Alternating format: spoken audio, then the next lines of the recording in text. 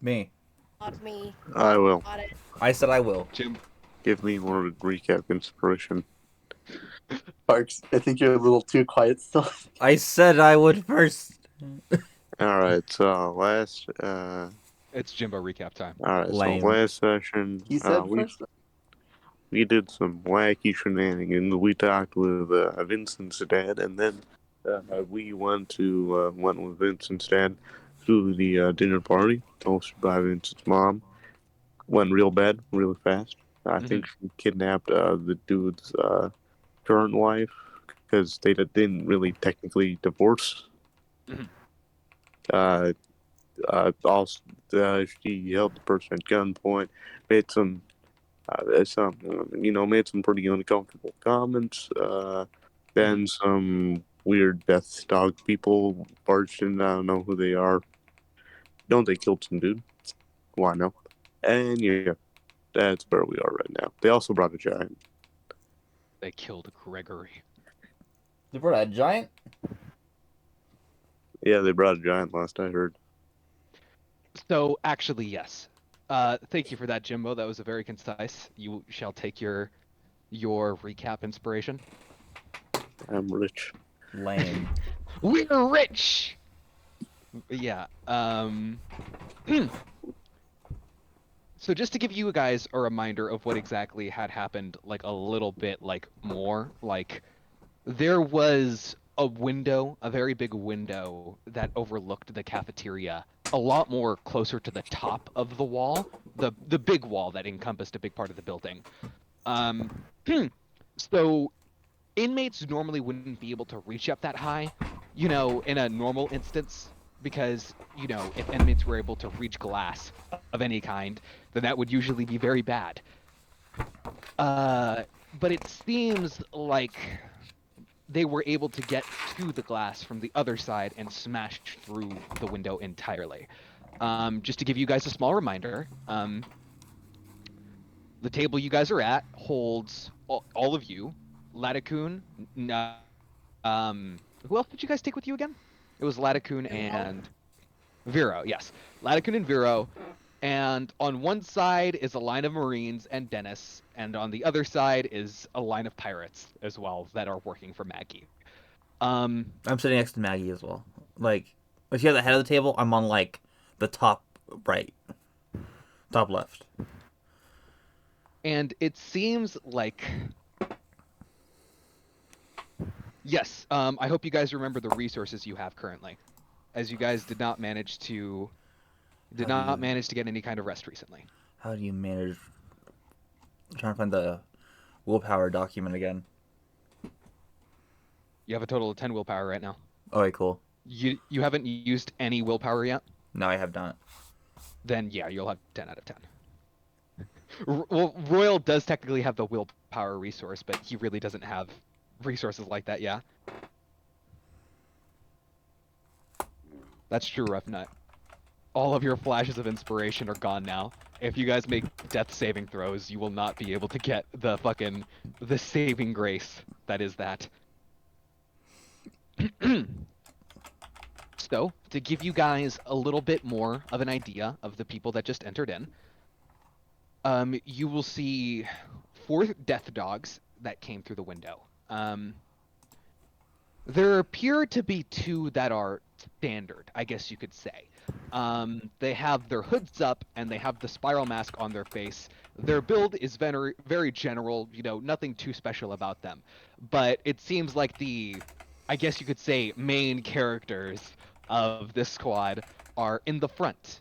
One person with their hood down and the spiral mask still on, with some very unkempt and just kind of let out green hair, a darker green, not like a lime green, and he seems to be holding onto a chain, which leads to this gigantic death dog that appears to have the chains wrapped around his entire torso like a sort of straitjacket.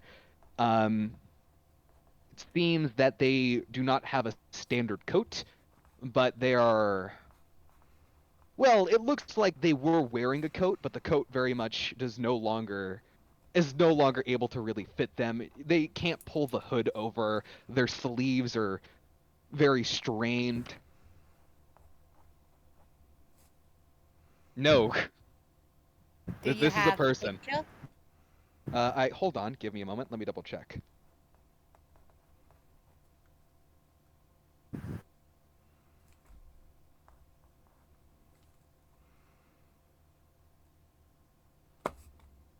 I'm looking for the picture right now. Rough nut. So Children present. E.T., where are the drawings you did? I can't find them. going far to the very old guy.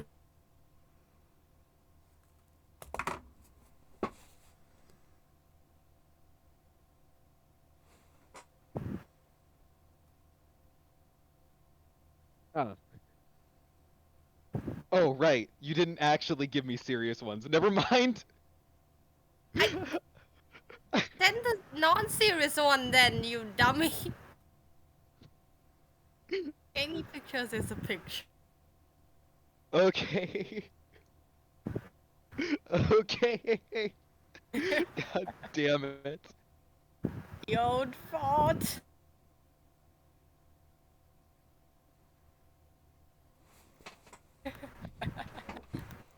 I guess we're gonna have to deal with some Doritos right now then. Hold on. God, describe characters. You need me Here to we send go. you. Oh my. Here we go.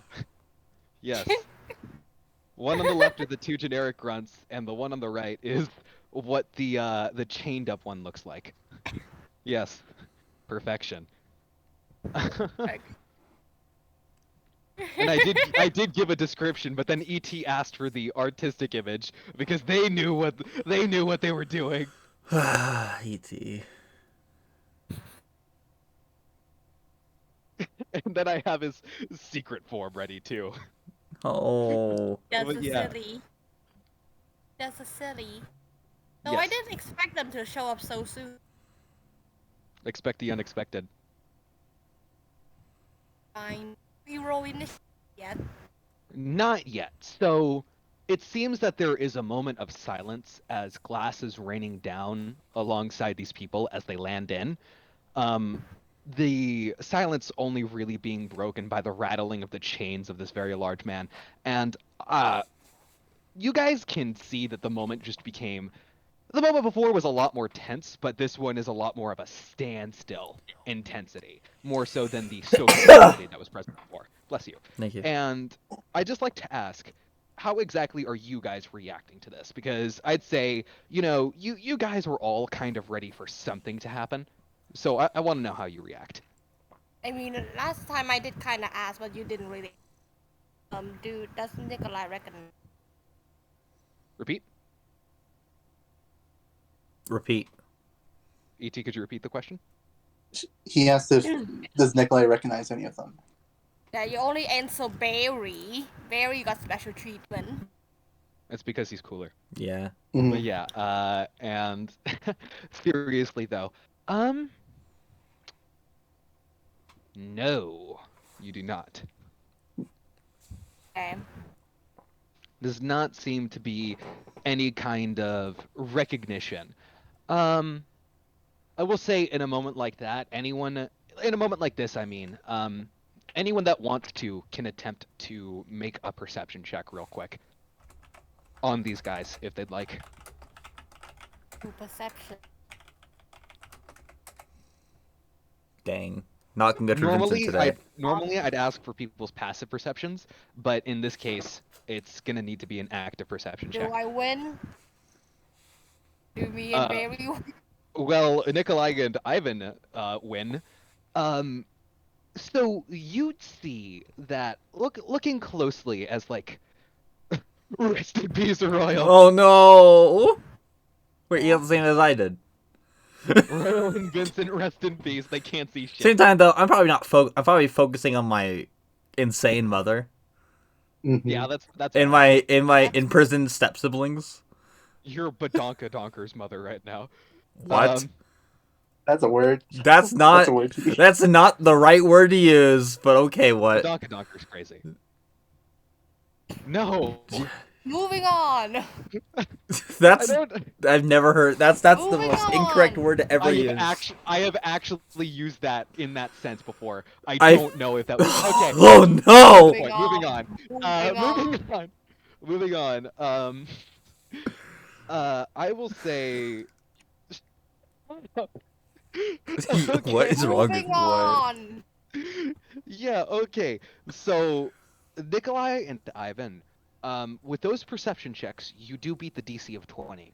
Um, there is just from what you guys have seen of these death dogs before and what you kind of know. Ivan, you're kind of reminded of you remember the chase that happened on that one death dog member? Mm-hmm. You remember during that chase you saw a tattoo because you know the cloak was moving. They're not exactly tight-fitting cloaks. They're very much like loose like cloaks that go over the body. Um you could see like through the swiftness of the movement, your mind just goes back to it. You saw at that time a tattoo on the back of her shoulder, or just a tiny little bit of it sticking out, along with a similar glow. Um, the similar tattoo to what Nikolai had, if you remember back to that. And Mm-hmm. Nikolai, you also remember that tattoo.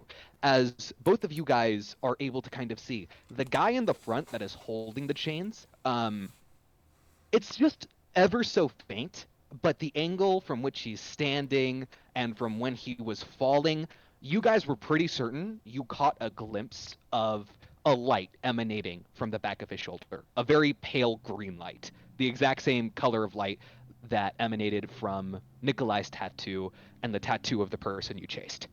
Mm-hmm. And from the looks of it, the other guys don't seem to have that, right? You can get a very good like idea of the grunts definitely don't have those. Like it's just a general feeling you guys have that like if this is obviously some kind of cult or some shit like that. You could probably get just a generally good idea that the base grunt members, the ones that don't really have anything particular about them, they don't have much self-expression. They're just sort of part of the masses, you know? They probably don't have the mark. They're not considered special. Mm-hmm. Okay. So you guys can also put together that the mark is obviously some kind of thing that you need to gain, you need to earn. And now that you guys come to that conclusion, you also remember back to the letter you guys found initially and how it had talked about how if or I'm talking way back when Gregory was still alive.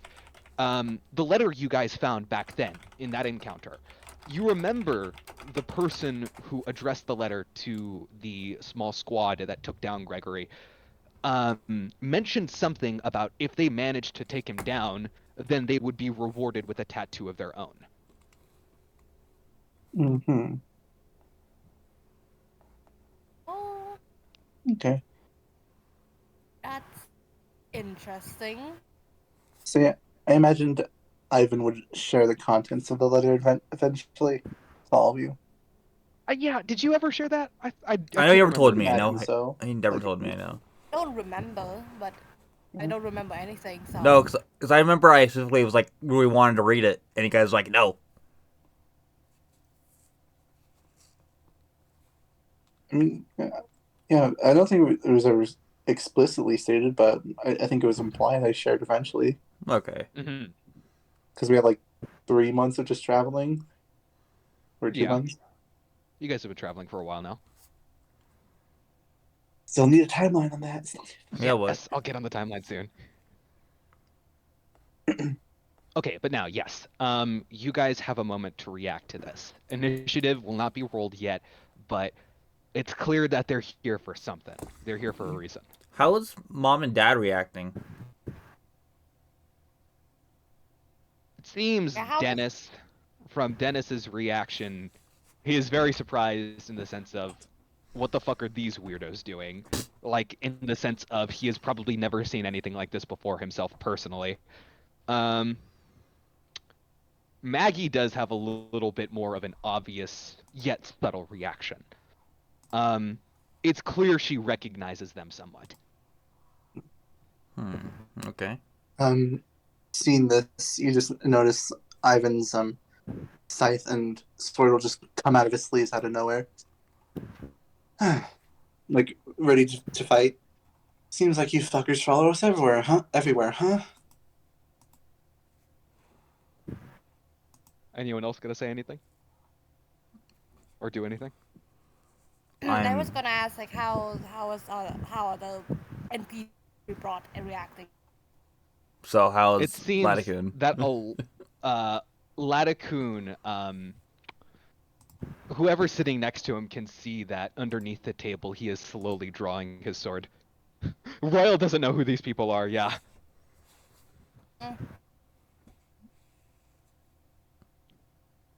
But it seems the overall masses of the pirates and the marine foot soldiers, they appear to be slowly reaching for their weapons as well. Not necessarily going full-on gang war yet, but it's obvious they're getting something ready. No, it's a bad time. Paper. What do you want? Yes, bad timing. What do you want? Alon says, or writes down. The one with the chain calls out, "Well, well, quite an interesting reception at such a fancy," he says that word very sarcastically, "fancy dinner party." He kind of takes a moment to look around the room generally, the chain never seeming to really slip from his hand. I think those of you that had obviously provoked us to come here know what we're here for.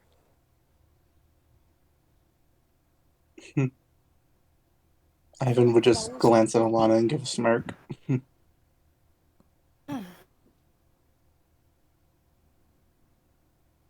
E.T., you were saying something too?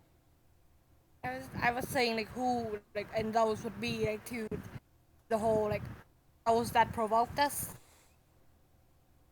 God. Vincent, you got anything to say right now? I'm trying to think of what he would say. If you want, I can wait. No, you just keep going. Yeah. Okay, just want to make sure you're up. Okay, It's cool. 8:40. Family. Thanks. So my mom came. I work at 12, so to make sure I Thank was you. awake. She's so sweet. Thank you, Sparks Bomb. I'll make sure I tell her that for you. But I'll be fine.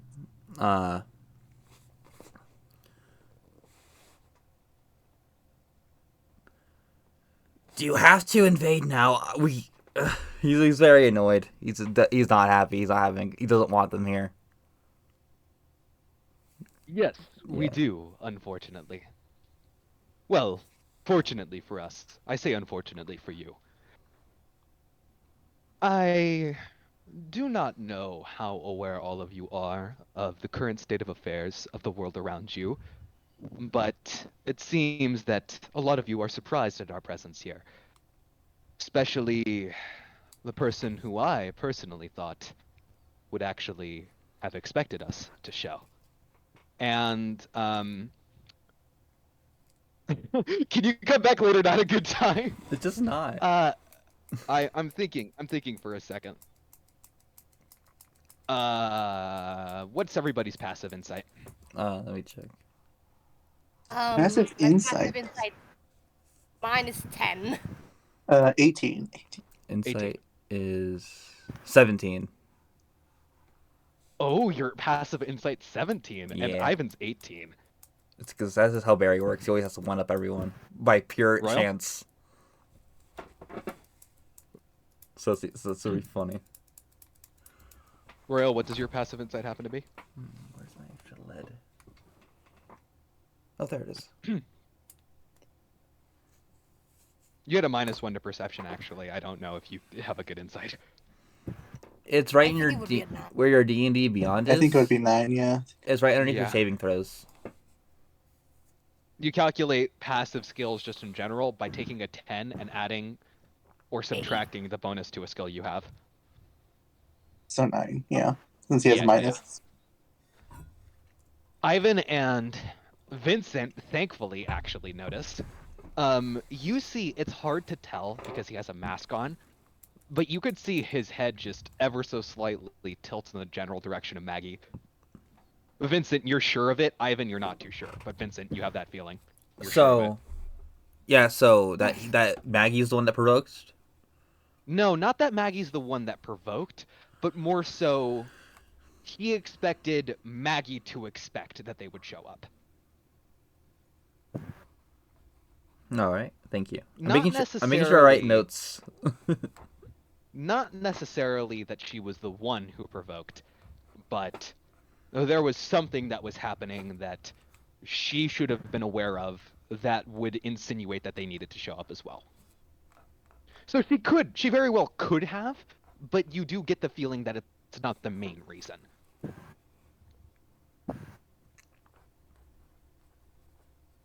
Okay.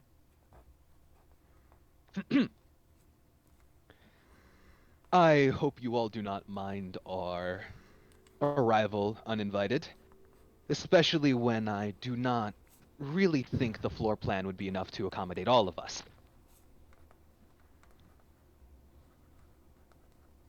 Oh, sure, it's fine. It's fine. Totally expected. Sure. He just says in a mocking tone. Well, I mean, sure, 4 surprise visitors might be unexpected, and one might be able to accommodate them into the floor plan rather quite easily. However, I don't particularly think you'd be able to accommodate 50 visitors all of a sudden, now would you? Hmm. Maybe. Who knows? There's a lot of guys on this island. Guys and gals. Yes, a lot of folks, who all happen to be in this room right now, who all happen to not be on the coast right now, where, correct me if I'm wrong, one ship of your crew happens to be laying? Now, I'm certain those of you here are not exactly unproficient in basic math. Where do you think the rest of us are right now? You're really going up with that angle, huh? Alana, do you want to try leaving? I'm just gonna walk away.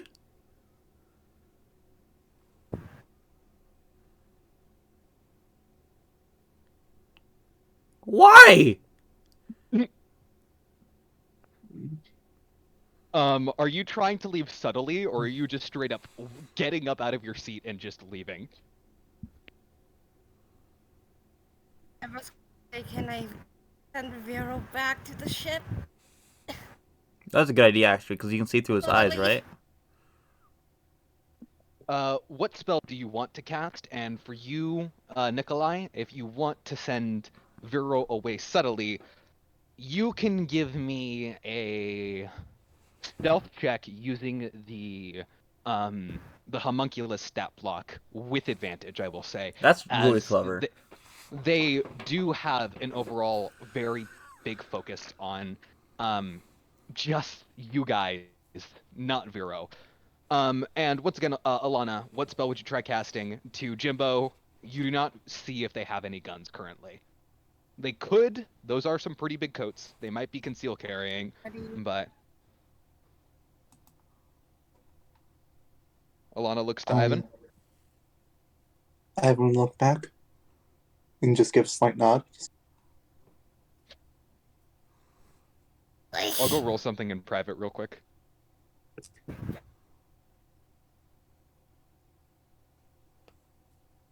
Who do you cast invisibility on, Alana?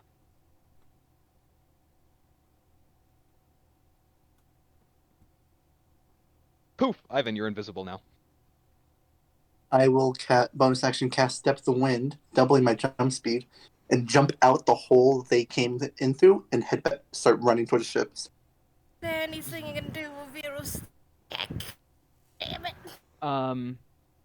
Before we continue there, I need to make a check myself for what Nikolai's doing. Can you, ET? Can you still see through Aviro's eyes? cool. Yeah, that was very clever. Hmm. Hmm. Hmm. Interesting.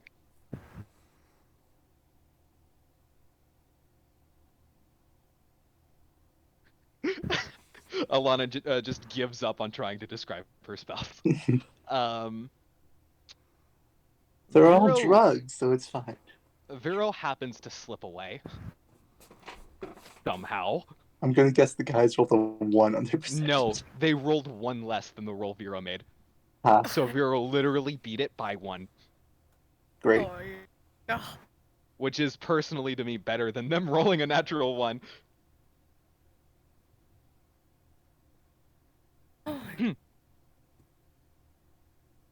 But yeah, So the I'm overall just goal saying. is for Vero to get out and try flying back to the ship to get a good idea, and Ivan is leaving towards the ship while invisible too. Mhm. Okay, so I suppose I'll leave this choice to the party. Do you guys want to continue focusing on the conversation that is happening in this room right now, or would you want us to immediately go over to the people who are heading over right now? I can wait a bit. I'm fine with waiting. Yeah, we should continue here. And also, by the way, Roughnut, invisibility does not last a minute. Invisibility lasts an hour. You're thinking of greater invisibility, which lasts a minute. Invisibility lasts an hour. However, you can break it by trying to attack anything. Also, just so you Or if you know, cast a spell. Ivan's whole thing. For the first round, it would be for his movement speed. It would be 150 for the first round, then 100 each after that, just for importance and just in case. Are you using Step of the Wind, like just the one time? Just the one time, just to jump out. Then the rest is Yeah. just Be sure to account that for your key. Sorry, give me a moment. yeah. Oh, wait, do I have mobile? No, I'm thinking I do have mobile. Am I thinking of Naruto 5e mobile? What does it give you? Hold on. What are you thinking of? Does mobile give me the ability to bonus action dash? Let me see. Mobile. Nope. You do not gain No, the okay. ability to dash as a bonus action. Alright. You are very much thinking of the mobile feat for Naruto, I think. Yeah. Yeah, Yeah, no no difficult difficult terrain. terrain. It's pretty good. So that'll be me for now. Okay, good to know, good to know. And then Vero is also able to fly and go do his Batman shit or whatever. I don't know. But yes, so ba, ba, ba, ba. For hmm. Uh Ivan spent a key point to dash as a bonus action using the Step of the Wind ability that monks have. Awesome. It is very possible, actually. Give me 1 second.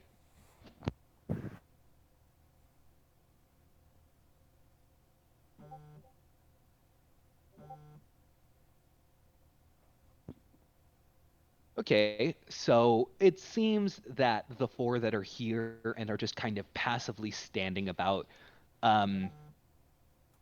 don't necessarily react to the sudden disappearance of Ivan. They do kind of give it a look and look to each other as well, just to kind of get a hmm.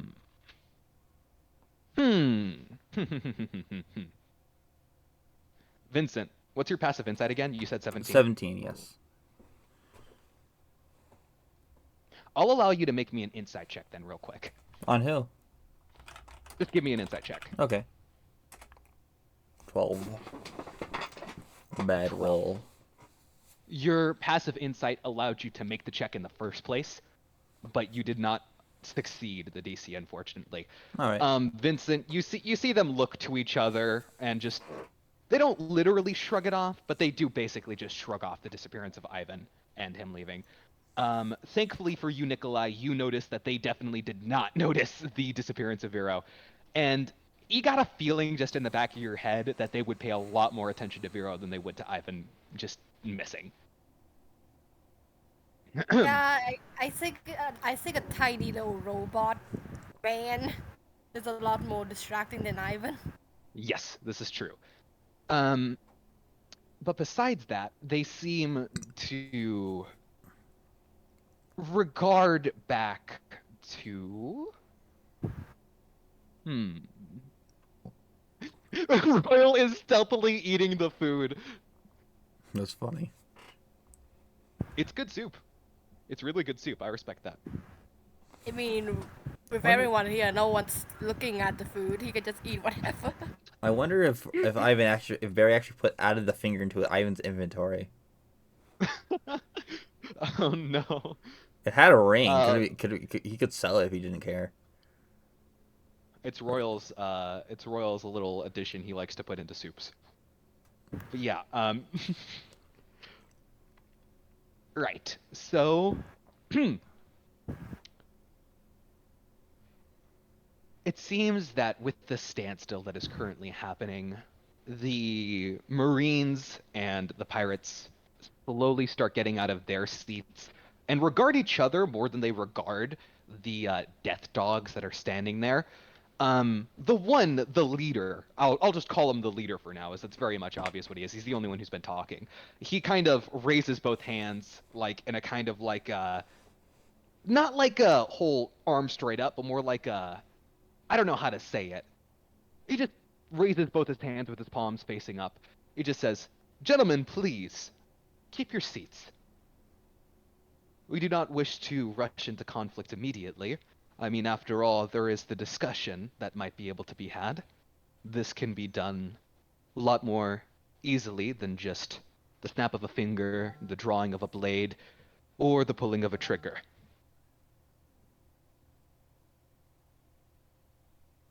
Oh, please, if this was a distraction, we wouldn't be going in with chit-chat. We'd be bringing in explosions, fire, What? maybe even a Want little bit of gas. then? Could you repeat? What do you want to discuss then? Well, I wanted to have a direct conversation with the captain of the crew, as well as the person who provoked us directly, to see what price they wanted to offer for that redhead. It seems that, well, I don't know if all of you know, somebody on your crew has been spreading rumors of someone else on your crew. Rumors of one Tiberius. It sounds like he just says that name with an extreme disgust. And to you, Tiberius. the captain of your crew, he turns to Vincent, you are the one who is harboring this fugitive. So I wanted to look you in the face and give you an offer to get out, and maybe even make something from it. No. She's a member of my crew. She's a member of your crew. Yeah. What exactly has she done for your crew? She helps Alana. That's all that matters. Really now? And why the faith in this, Alana? Because she saves so many lives. She saved an entire island once by herself. I have faith in her, and I know she can. I know how great of a doctor she is. If there's anything that can help her, then I would want to help that happen. I respect your conviction, young captain. However, there is one thing that does confuse me, and Alana does write that to you, Yeah, it's Vincent, fine. that you read. Don't worry about it. But I'm so confused. You say that, and yet it was your doctor, Alana Maluhia, that was the one who spread the rumors of the Tiberius on your crew in the first place, that not only endangered this said Tiberius, but also everybody on your crew. The one who saves lives also just so happens to be the one to put them directly into danger. Isn't that curious?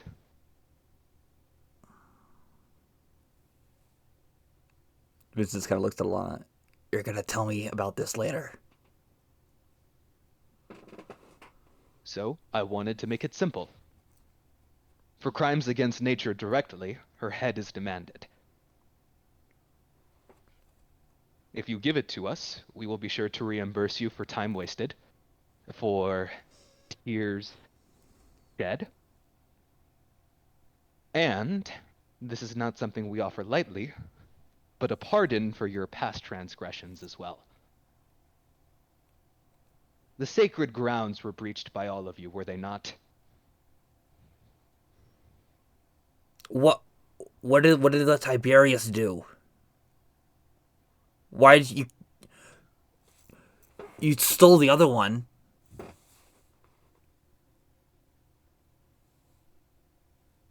What do you mean by stole the other one, by the way, Yeah, Sparks? he You took the mean life. Gregory? Took the life. You stole Oh, Gregory's life already. What more do you oh, want? oh, please. To insinuate we stole his life meant it was still his to belong to him. No. Their lives were guaranteed to the world already, a long time ago. One fateful night that caused a rock slide onto one family home of the Tiberius, where everybody was supposed to be. Not missing one or two or three people, but everyone was supposed to be. Their lives were sealed on that night, and yet they stand here disrespecting the order of the world, the order of nature, by breathing the oxygen on this planet. That is the crime they have committed. And for it, their punishment is death.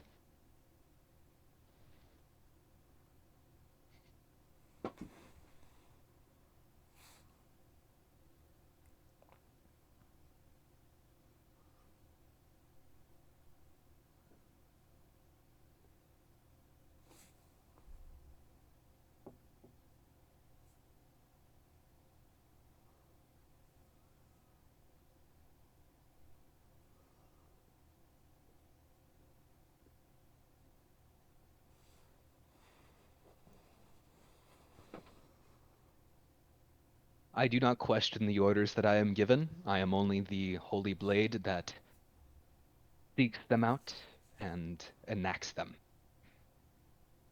I have no need to question a reason for why we need to do the things we do. I just do them, along with my brothers and sisters.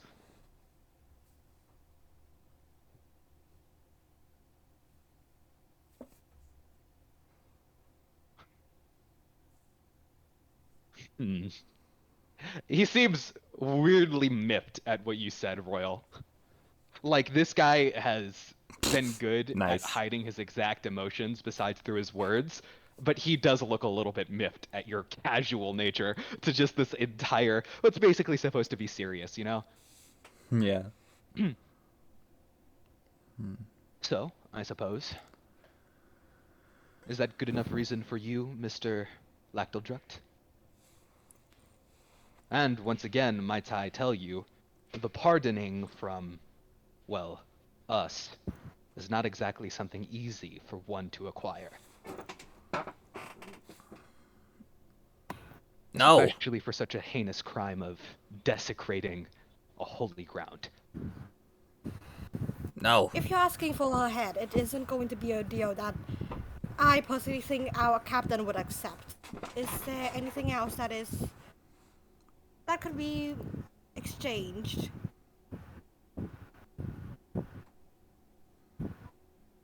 Yeah. Hmm. No deal. No even potential of it.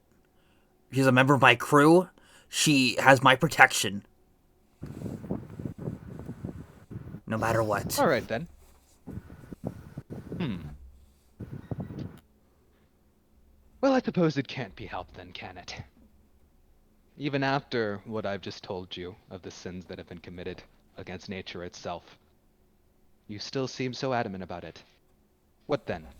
Do you want me to tell you the sins of man that both have committed? Is that what would be enough in order to sway your mind? Nothing will convince me. Don't bother Nothing. wasting your breath on that. Hmm. Our captain's decision is final. Hmm.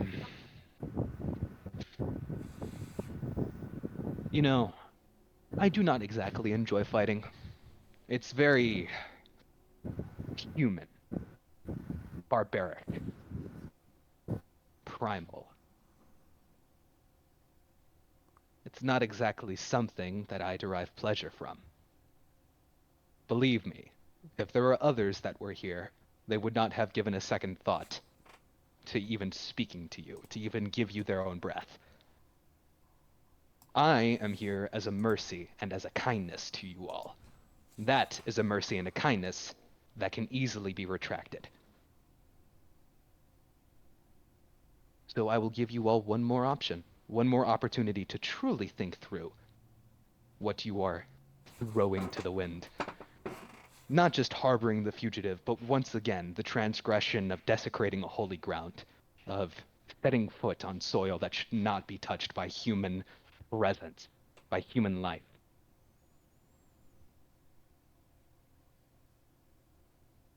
One more chance, one more opportunity. I suggest you do not waste it. Though, my patience is wearing thin. No.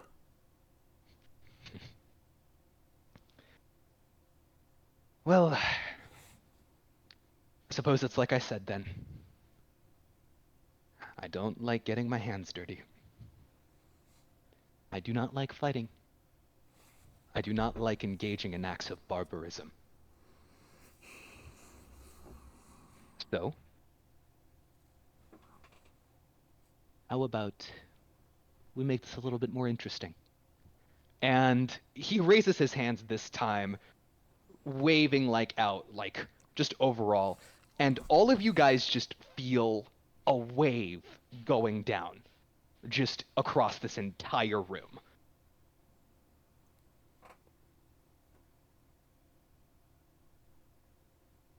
And, interesting. Interesting. Give me 1 second, please.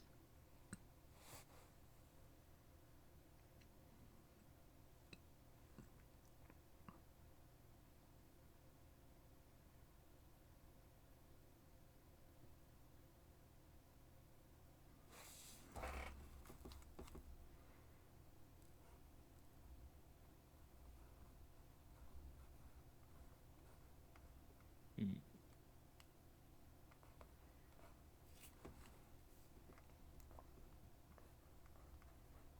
Ah, interesting. Okay.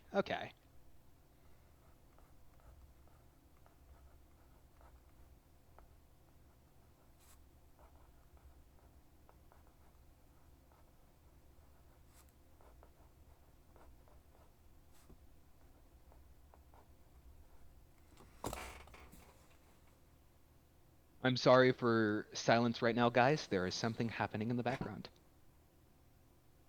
Hey man, I'm fine. I'm just running, He's just running from himself. trying to Uh, figure Also, out if there's actually 50 guys I have to deal with. oh, rest in peace. I think Ravna just died. Welcome Thank you, back. back. Hero, hero, my boy. I hope no one Um, shoots him down. uh, Alana, could you please describe what you're doing in response to this? I'm curious. Ooh, ooh. Wait, hold on. Give me a second.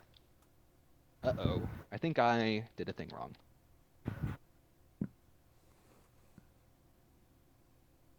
Ah, okay. So it's not an Arcana check. It's an ability check using your spellcasting ability. Um, it's an 18. Yeah, no, an 18 beats the DC. Uh, you see that as he puts his hands out, there is this energy emanating out that appears to nearly come crashing down amongst you all. And Alana, what exactly do you do in response to this?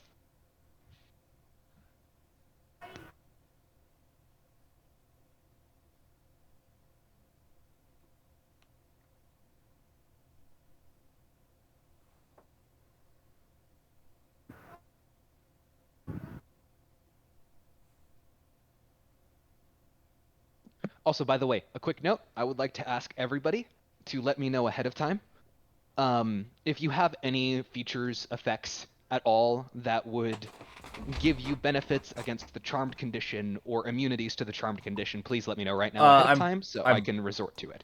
I'm pretty sure I do. Counter charm. Counter charm. No, you need to activate that. That's not a passive. Oh, it isn't. Yeah, you need to activate it. Oh, And it's not a reaction either. You need aw, to go out of your man. way to do it. All right. Yeah, it kind I of don't think sucks. I don't have any. Oh, yeah, I think of a level 9 thing, or a level 10. Mm. Yeah, I know there's a thing where it's like passively, people can't be afraid in charms.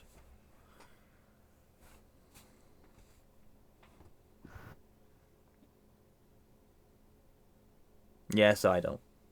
Yeah, okay, good. Good to know. The one time I might have actually been able to use counter charm.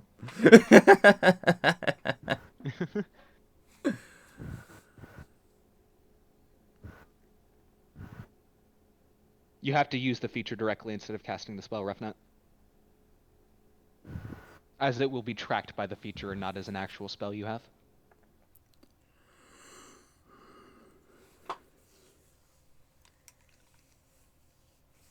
So, right now, Alana casts Dispel Magic. And while that is happening, hold on.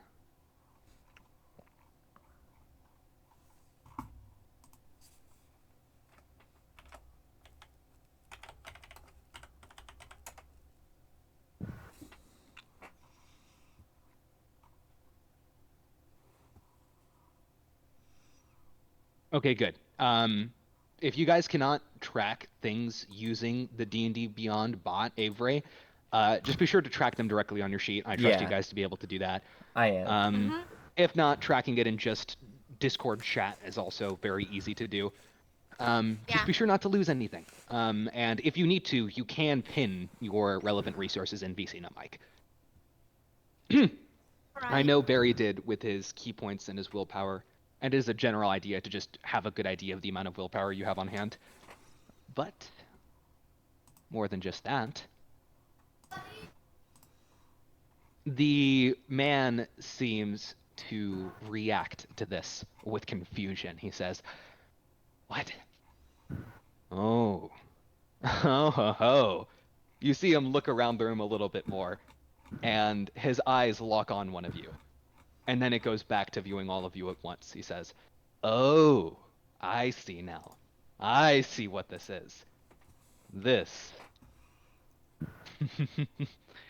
This just got a lot more interesting." And it will be time for you guys to roll initiative here. Is it roll in it or check in it? Check in it. It's a check in it. It's a check in it. Yes, right now we go from watching all of you guys to swapping back to the view of an invisible Ivan. Ivan, with your passive perception, easily beating out Vero's stealth check. You also notice that Vero is actually outside of the building too, and it is very coincidental, but he happens to be flying relatively near you. Can I tell that I can go way faster than him? Let him. Let him have. So what happens to be on the homunculus stat block? Does it have a distinct flying speed?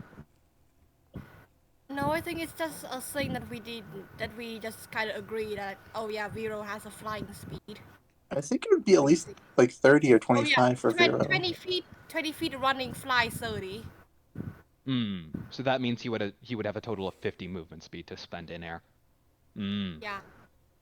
Because his flight is technically racial, a la the Aarakocra. So he could technically keep up with me if he spends his actions. Yep, that's true. He is able to Alright. keep up with you. He's moving fast. Alright.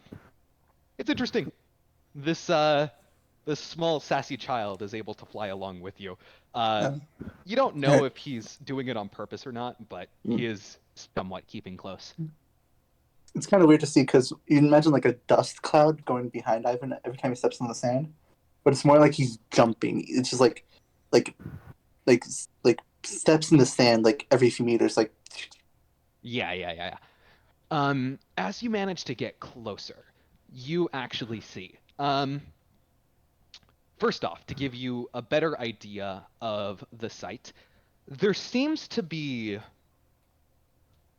huh, Ivan, mhm. you look out to the sea and you see a fleet of what look to be, the best way to call it is spectral in nature, transparent, translucent a little bit. Um, you see ships, roughly 10 of them, and all of them are this kind of this not opaque but translucent color. They seem to even be giving off light. They are not perfectly transparent. You cannot see directly through them and see the water on the other side. However, there's that shimmering light to them. The light is even reflecting off of the surface of the water. Mhm. And you see a lot of them are surrounded by your ship. It's kind of like, to give you an idea of what this formation is, I will quickly load up MS Paint so I can show you the exact imagery I have right now. Wow, you don't have it pre-made? Wow. Wow, just wow. Such professional DMing. Yes, thank you. All right.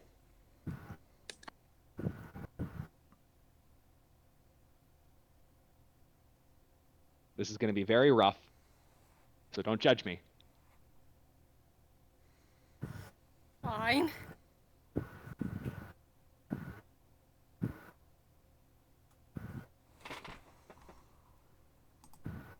So, right here, you will see that the yellow Oh line is my. you'll see that the yellow line is the sandbank, the coast. The black circles are these translucent ships, and the red ship is your ship. God, we're surrounded. It Can does I? not appear that directly there's any active combat going on, if that's what you were about to ask. Okay. There's no Yeah. sounds of gunshots, there are no shouts from people that are defending themselves. However, it is very concerning to you because with your passive perception, you do also spot there are what looked like to be cannons on those ships, and a lot of them are pointed towards yours. Mm-hmm. I had a weird idea. Now I have an even weirder idea. Oh, interesting. I mean, you always Yeah. have weird how. So I was, if they were just like all attacking the ship, I was just gonna see if I can do like spend all my hockey and willpower just to do like a big super move. But now I have an even weirder idea. um, Yes, that is the right hockey doc. This is true. it might have been updated. I don't know.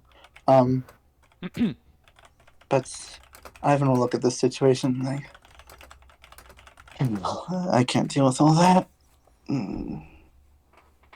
And he thinks for a second before giving a big sigh. God, I hope this works. And he will pull out the Denden Mushi from Shady. Oh, Oh.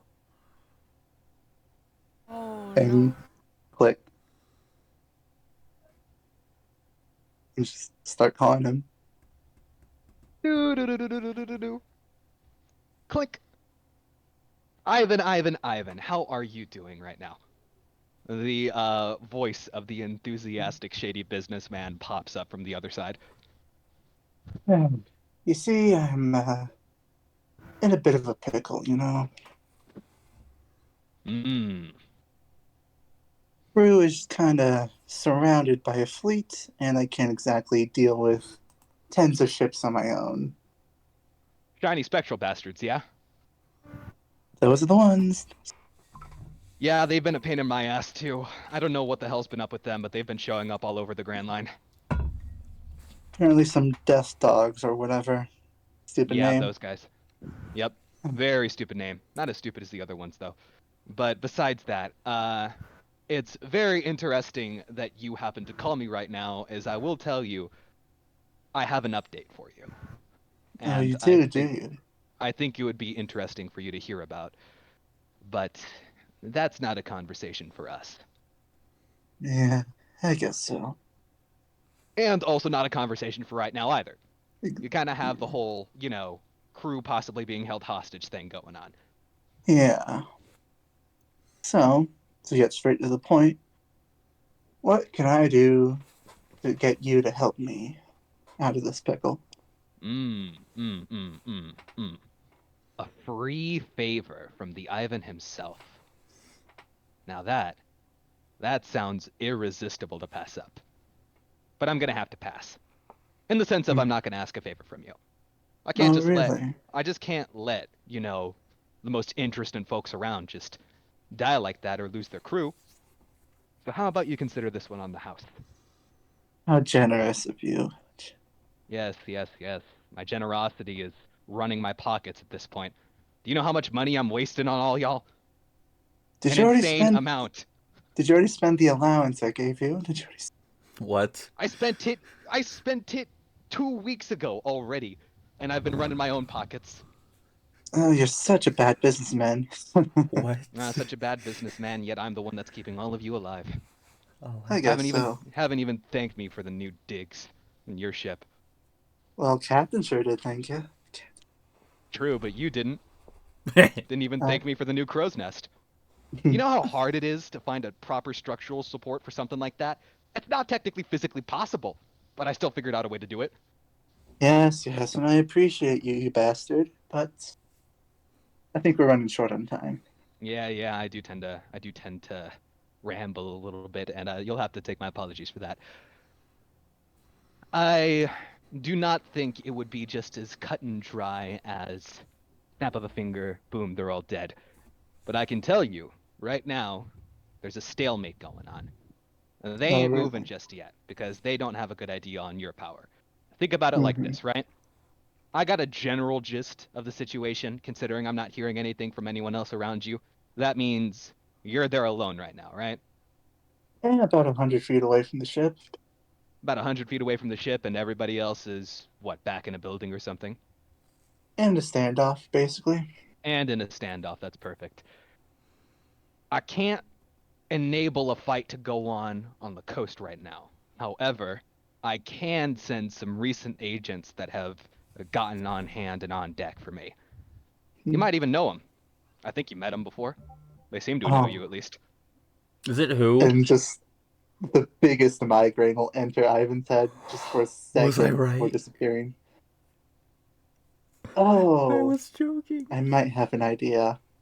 Yes, yes, yes, and be sure to play nice. Hmm. I'll try. No Ah, you're a promises sweet from pea, Ko, Ivan. though. You're a sweet pea, Ivan. What? But Mm-hmm. besides that, I need to go get to work. What is this Expect them to dynamic? show up in uh about 30 seconds ago. And it's like as he says that you actually manage to get a sight. There looks to be a ship cresting over the side of the island that's getting close and closer and closer. And you see their sail. You see the sail with the markings on it. The markings not of a Jolly Roger of a pirate, but of symbols, of representations of strength, power, and determination. Mm-hmm. You see the sail of the bounty hunters rise. Yes, they're back. Assistance has arrived. And Shady continues actually before you hang up. Right, one more thing. Due to the standoff nature, they will not be able to come off their ship yet. They are there to act as a sort of deterrent. It might only be one ship, but that one ship is enough to scare those bastards senseless. I don't know Hmm. what's up with whatever material they're made out of, but those ships, they ain't exactly durable. Hmm. Now, that's not to say they're not fragile like paper or anything, but they're certainly not as durable as some ships that are around. The threat of one ship flanking them already might be enough to scare the ones that are surrounding your ship right now. Can't say much about the armada that's backing them, though. It might be able to prolong the conflict that will eventually happen and give you a chance to regroup with the people on your ship and get a better idea of what to do. But as it stands, If you want my professional opinion, it's not a good idea to try engaging right now. You take down one ship, the other ones are going to fire, and then that's kaput to everybody on that ship and the ship itself. And I spent a lot of money on that ship. Mm-hmm. Don't want to ruin your baby, after all. No! The last one. The last one. It was so good. The SS Shady. Mm-hmm. It had a hot tub and everything. Oh, I think I remember seeing the wreckage on one of the jobs. You bastard! And I You could just have hang up. saved it. You could have saved it. And he hangs up. Ah. That's funny. Uh, Then Ivan will stealthily make his way back onto the ship. Seems Vero is following along. Um, as you manage to make your way to the ship, give me a stealth check. Um, Do I also need a stealth Vero, check? I'm going to say you can make me a stealth check. Are you going is okay, ET, you technically have a direct control over Vero, so I want you to tell me what exactly are you going to try doing as Vero approaches the ship? I was mostly just have him circling around the air, just mostly surveying what the hell is going on, or what are these Yeah? translucent ships like. Thanks, Also, Mom. God, my cousin's allowed. And Sparks is talking in the background with family again. My mom made sure to let me know the time. But yeah, I was mostly just having him circling around in the air, just like surveying the situation, basically. Yes, it's clear to you that your ship is surrounded. With Vero's eye in the sky. So you're not making a. Do you want to try making a stealth check for me then? I mean, if it helps him from getting shot in the air, I guess. Um, make me a straight stealth check. No, disadvantage. Stealth check at disadvantage.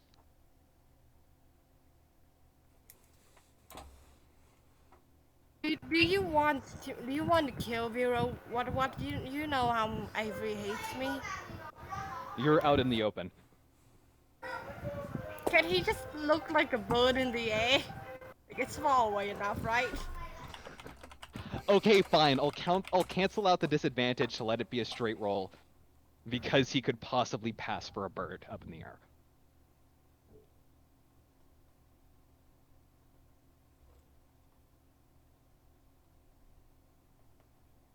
Hmm.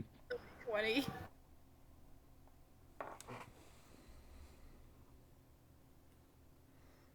Hmm.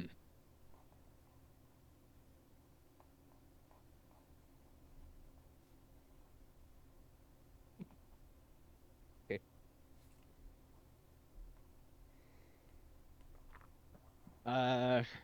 You're not shot at. That seems to be a pretty good sign. Yeah. Um. Um, So for Vero circling around, you are not shot at. You figure you're passing for a bird. You're flying high. You're doing fine. Um, you. Ivan. What's up? Ivan, however, I'm just making a joke. Yes, Ivan, however, is not flying like a bird. He's not a free bird.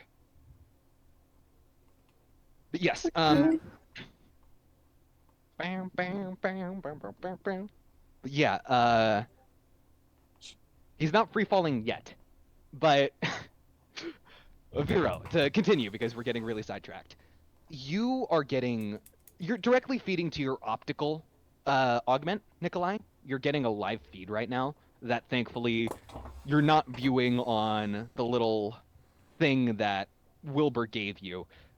It's feeding directly into your it's feeding directly into your optical nerve endings. So you're able to kind of get a video feed right now of what's going on.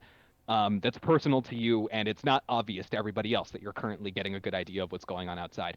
Um, you get an idea of what I just said. The ship is surrounded.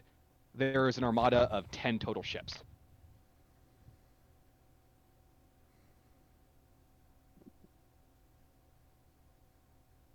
And the ship is perfectly nested against the the coast with how the ships are set up. These spectral ships of varying size, and not having a common built scheme. It seems to you, at least, Nikolai, with your knowledge of blueprints, mechanics, and construction, that despite the sheer quantity of them, these do not appear to be something that you could mass produce. You've personally never heard of anybody mass producing ships, anyways, but it seems like something that would be mass produced to you. You know, a similar material for a ship, a similar design for a ship. The designs and material are completely similar to you. You can tell that. The size and shape are not. Well, the size is. The size is not, shape is. Um, so it's clear to you that there's something off Pause for a moment. I need to about these go ships. deal with the kids. They're yelling again. Rest in peace. So, about that weather, huh? Interesting so far.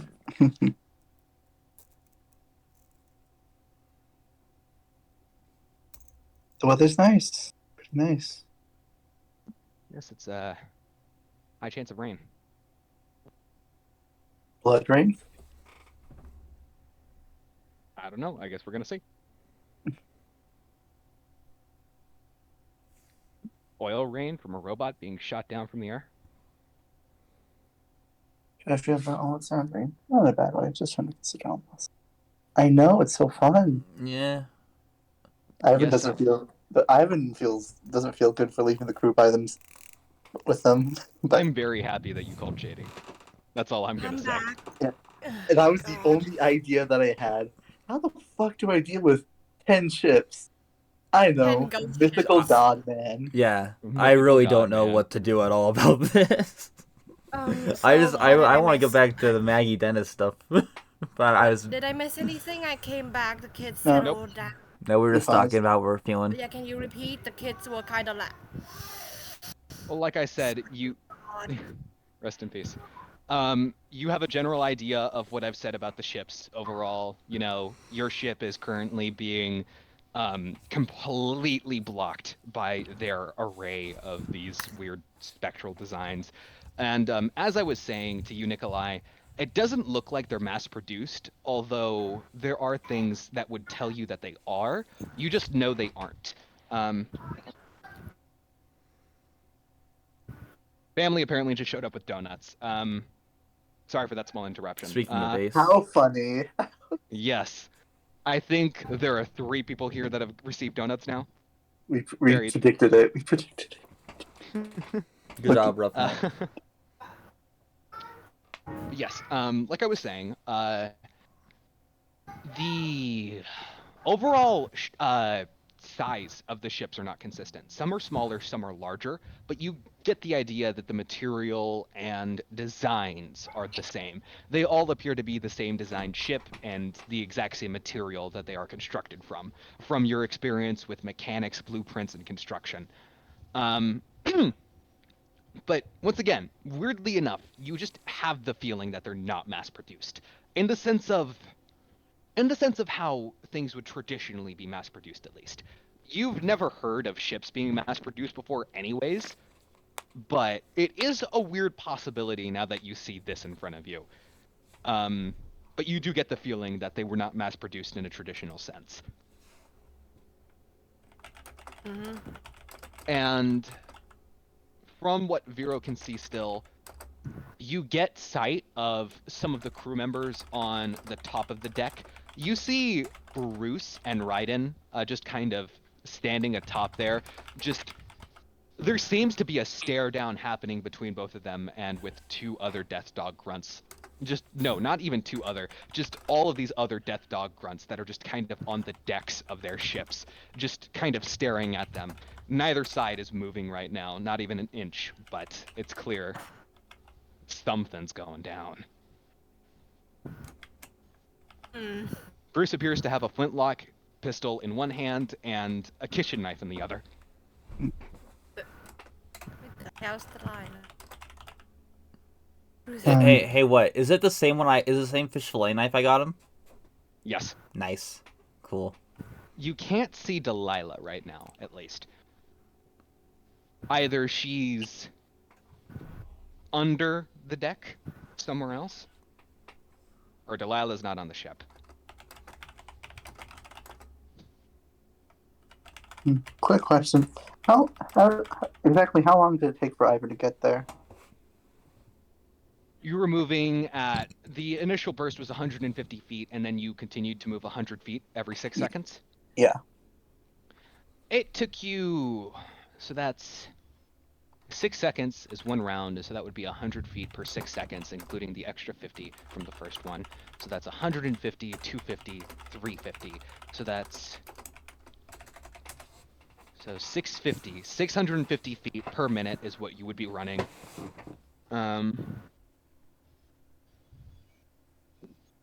650 per minute, and I need to get a good idea of how long this beach is and the distance from the coast to the prison. It takes you roughly 2 minutes. Okay. So 2,000 feet. All right. Hold on. I need to restart my Discord real quick. Rest in peace. Ivan was never heard from again. So Ivan will just take steps and just slowly walk behind Bruce and Ryden and just whisper, "Oi, act natural." Raiden doesn't flinch, but Bruce will make a composure check. I say composure check, but it's I'm gonna make him roll straight dexterity real quick, just to see if he flinches.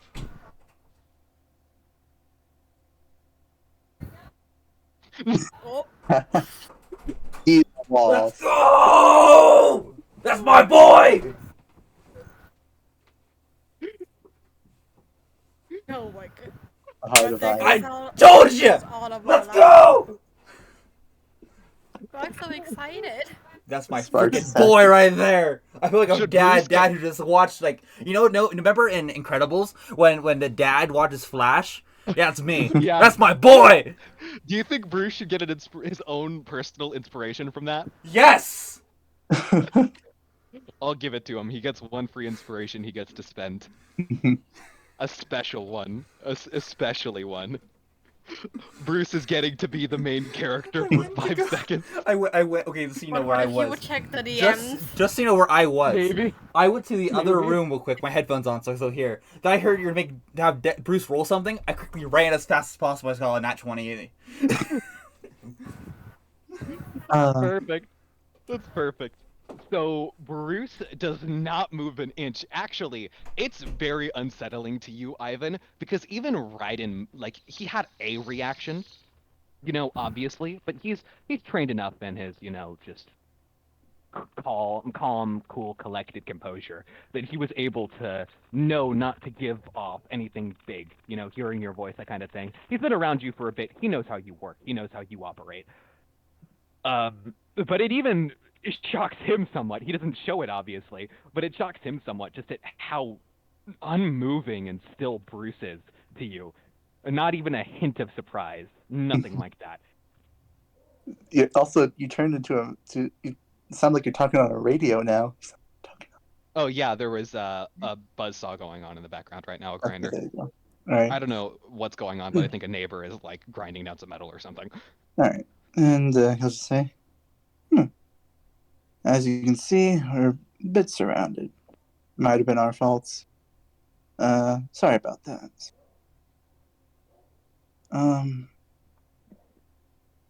Though they're here for a certain redhead, and there's taps their right arm just to indicate gun hand. Not if she's still on the ship.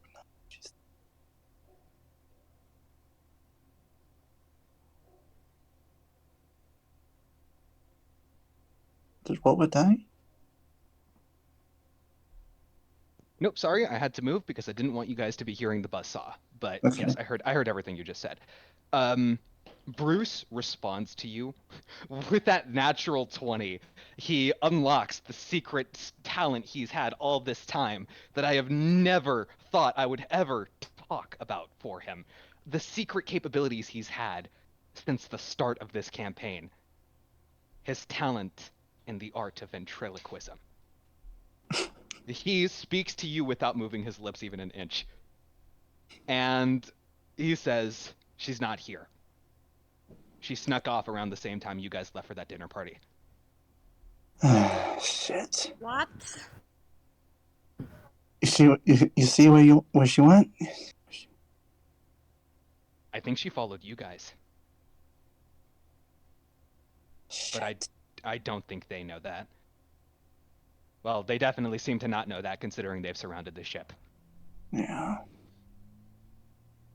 Well, we should I mean, hopefully be okay. We got one ship reinforcement coming, and those things are apparently not very sturdy. But Well, we shouldn't attack it. yeah, sturdy or not, Ivan, they all have their cannons pointed toward us. They'd have to take out all of those cannons and all of those people out in one fell swoop in order to make sure we aren't taken down in the process. And, well, she managed to get off, but we're still here. And so is the kid, and so is the lady. And noticed. Yeah. And the Well, old man, too, who's still recovering. we'll just hope we can hold out. We're gonna have I to, Ivan.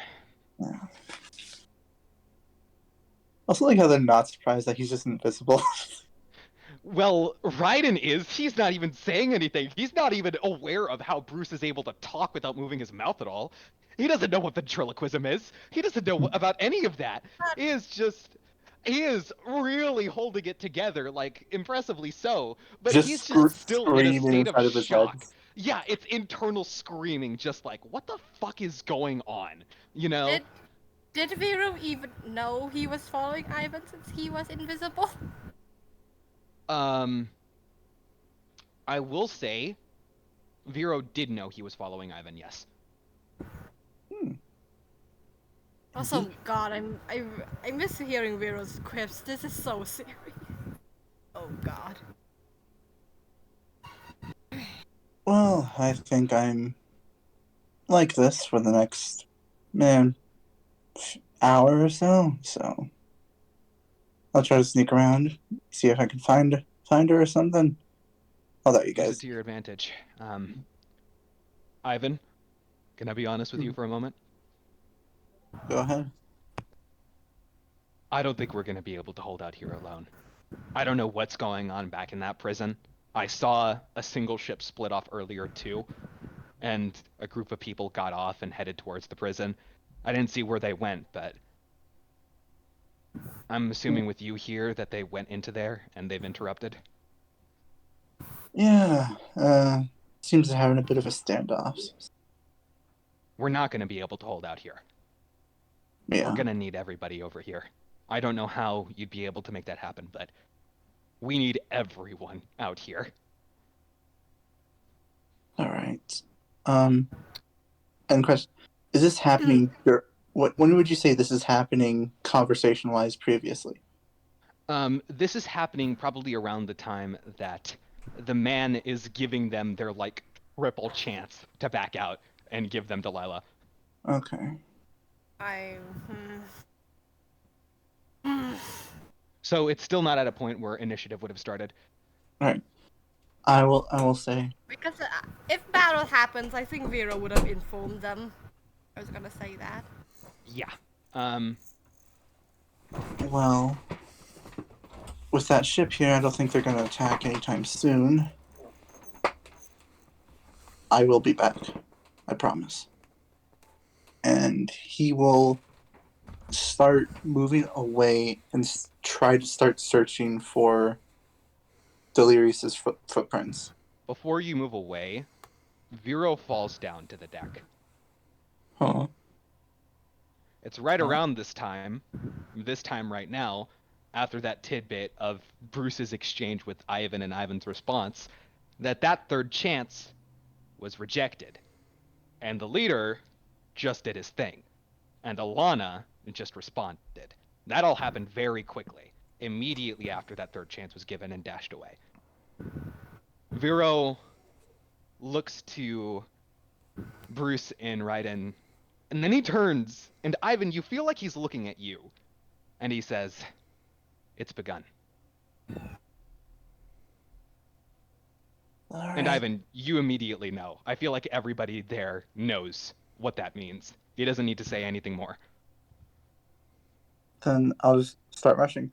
I'll like get to like the edge of the ship. Can I make an investigation check to see if I can spot out her footprints specifically? You can make me a survival check. Survival. Bit. Tracking. Uh, You have good wisdom, right? yeah, but I don't have proficiency in it. Oh. So it's only gonna be a +4.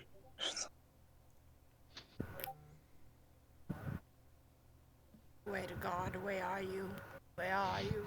Wisdom Z. Oh my gosh, why did she have to leave? Oh my gosh, a stupid gun lady. Can Vero make a perception check? Vero, Could I Vera suppose help me? here's a question for you then. If Vero goes along with you, Vero does not have anything to feed you information in real time from a distance, Ivan. So he Mm-hmm. cannot help you from a distance. He would have to be near you. All right. Um, I I will think allow him to be able to help you, but I think it it's better if he might. stays. Okay. Yeah, so he could still go along with you, just be at a distance, or this is kind of up to ET, I suppose, because Nikolai, you do understand everything that's happening right now with Vero and oh right, actually, yeah, no, Nikolai, I want to tell this to you so you can actually tell. Um, Looking through Vero's eyes, it's a strange kind of sight you're seeing right now. It's not like Now, I'm certain when I said that it seemed like Vero could see you, Ivan, I'm certain there are some thoughts that you guys might have had of like thermovision, like that kind of thing, like being able to see heat You waves and say being that, but able to see Ivan actually, through that. the homunculus servant has dark vision. Not dark vision. Dark vision does not allow you to see invisible creatures. Dang. However, Nikolai,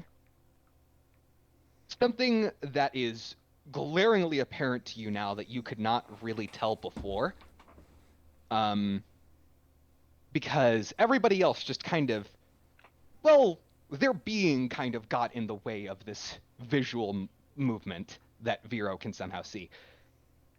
You can see Ivan's heartbeat. Hmm. Like not as in the act of his heart pulsing. You can't see his heart directly. You're not like X-ray visioning here. I'm It's guessing more like like whisper vision.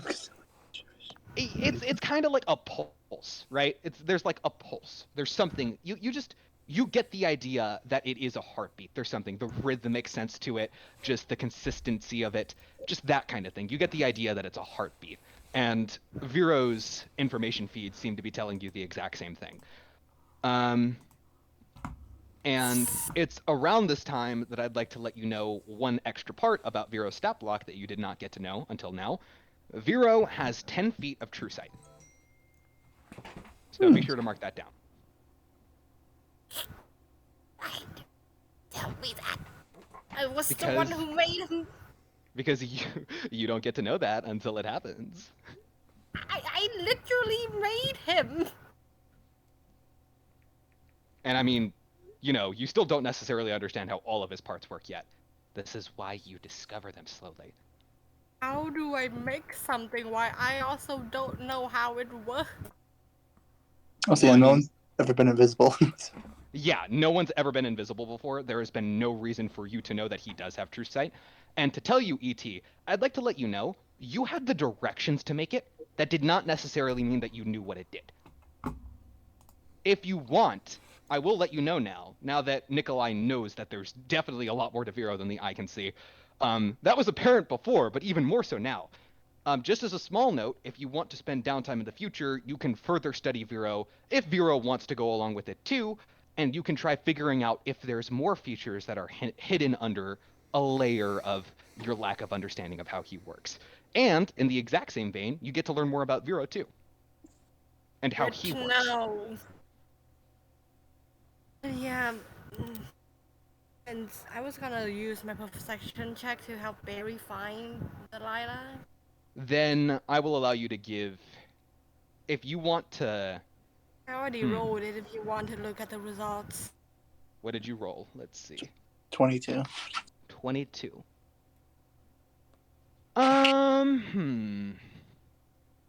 I'll say that also, by the way, Barry, the Witcher vision, yeah, that's a very good representation of it.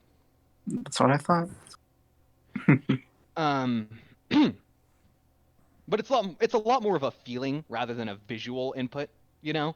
But that's Yeah, beside yeah. the point.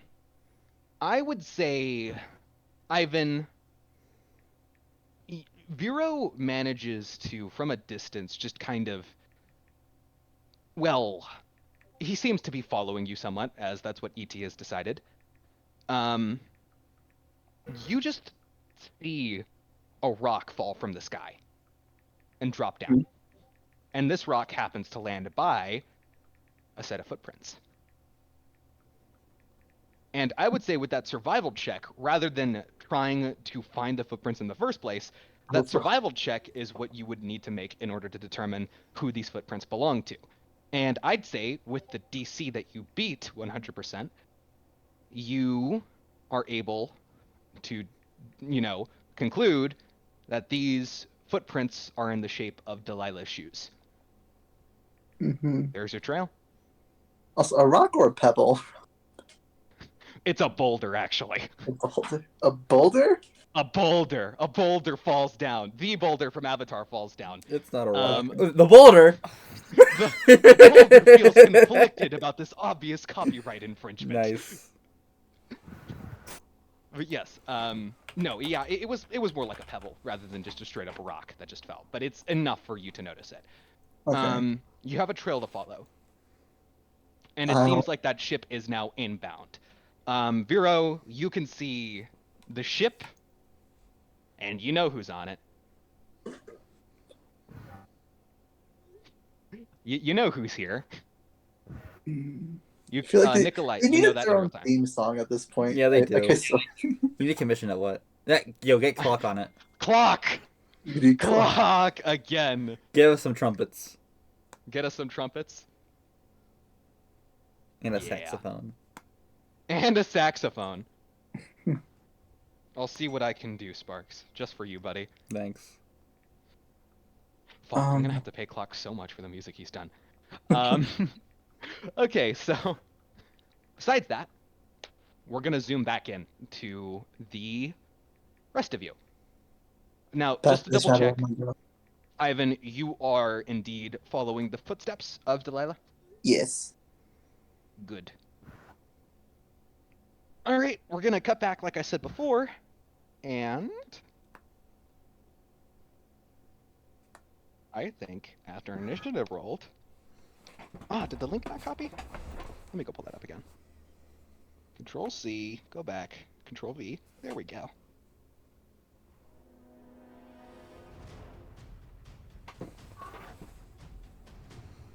I'll give everybody a second to adjust the music as necessary. Let me know when everybody is ready. I'm good.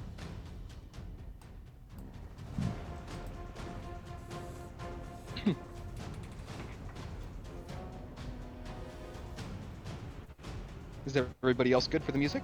Yeah, I believe so. I just want to double check. I don't want to move on until. Indeed, we are. We are out of pin slots. Could people, while I get initiatives rolled, could people begin clearing out some pin slots that we don't need to use anymore? Yeah, sure. Okay. Yikes. Okay. Then finally, think we for need- this one. Oh, let's see. Okay.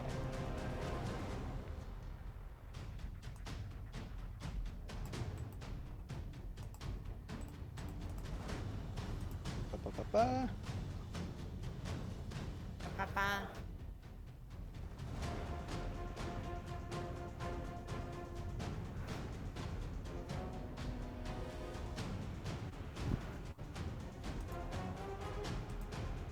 Those are the initiatives that were rolled. Roughnut, if you could add them to your initiative order, please. 2 grunts. They are sharing the same turn order.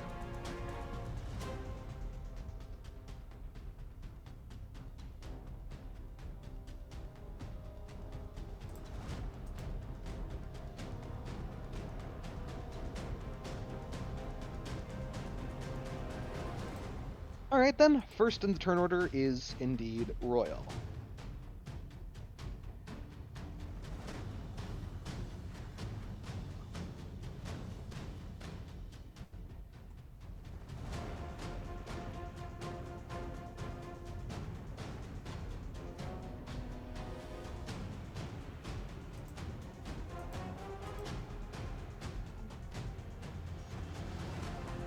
All right, cool. Thank you.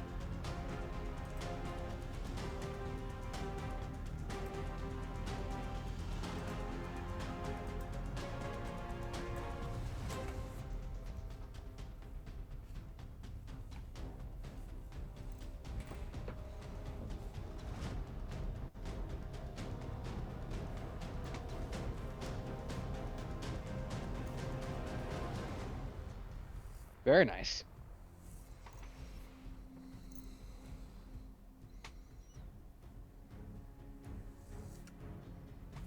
You are making an offhand attack with the dagger, correct?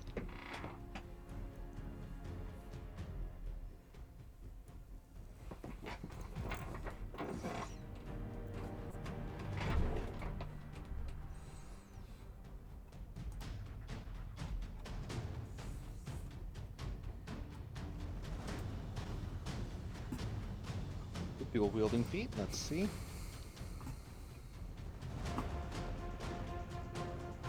Dual wielder. 1, 2. I only got 4 spell slots. Let's go, guys. It does not change much aside from the +1 bonus to your AC. But I will say, due to the fact that he does have allies within 5 feet, you will not be benefiting from sneak attack currently. You hit with both. You deal 12 magical piercing damage. That's good. You deal 8 damage with the dagger. So, you, with your saber, Splendor, you manage to slash down in a diagonal cut.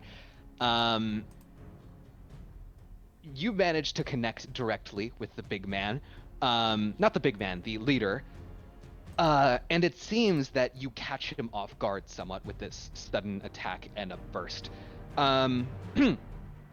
You hit and strike true, dealing a total of 12 magical damage. If I remember correctly, is that what you just... Okay. And you then bring in your left hand with the dagger, bringing it up and trying to go for a stab. You connect, but he manages to bring up the chains to catch the dagger somewhat, mitigating the damage.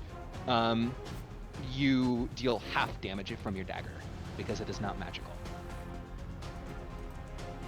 So, let me go calculate that in my notes. And is that the end of your turn, Jimbo?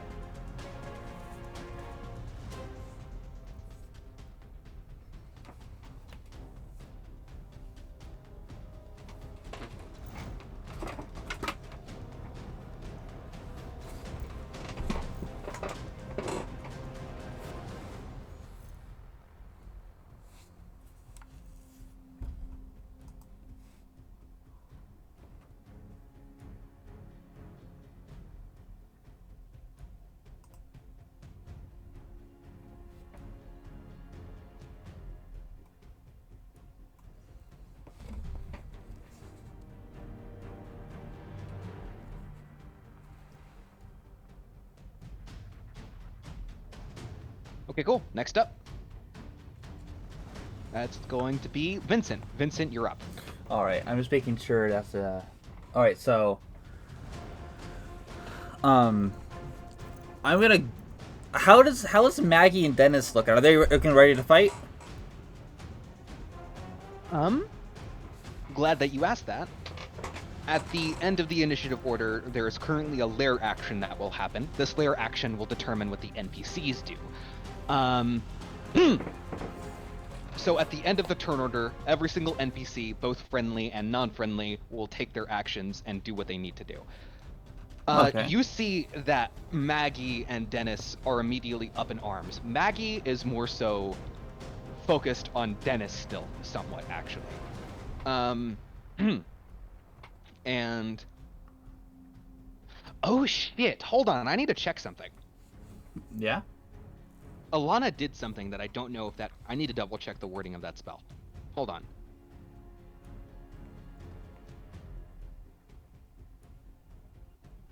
There's only Oh, four enemies, right? you know, I also just realized dispel magic does not, unfortunately. Um. Ooh. Hmm. So for the future, Roughnut, just to let you know, using dispel magic like that will not work in the future. I absolutely uh misunderstood the spell from my own personal experience. You cannot use it like counterspell by readying the action to do so, as you specifically target an object, a person, or a magical effect that is targeting either of these things, and then you end it on that effect if you succeed on the DC. So you would have been able to target a person with it, but you would not have been able to target the spell itself in order to end the spell before it's even cast, similarly to how counterspell works, due to the wording of the spell. So, yeah, I won't do a rollback and change that, but just be sure to keep that in mind in the future. It was a very smart usage of it, so that's why I'm like straight up like, yeah, I'm not gonna turn that back or anything. But like, just to keep that in mind, I do not believe that's how the spell works.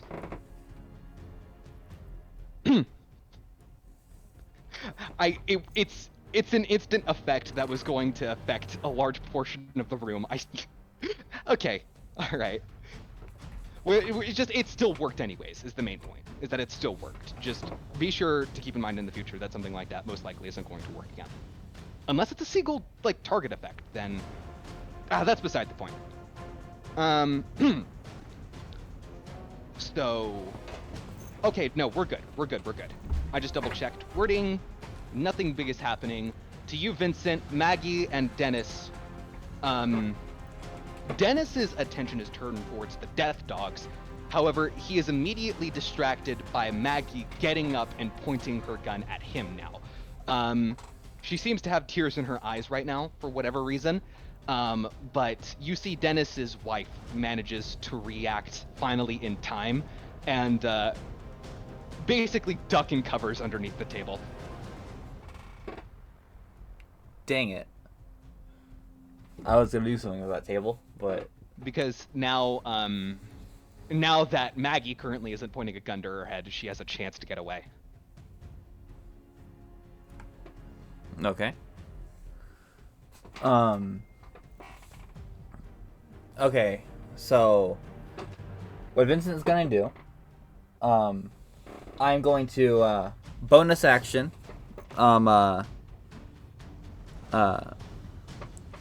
inspire royal.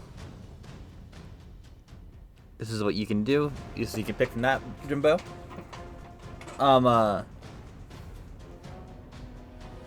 And yeah, you know it, dude. And then I'm gonna do something I've never used before.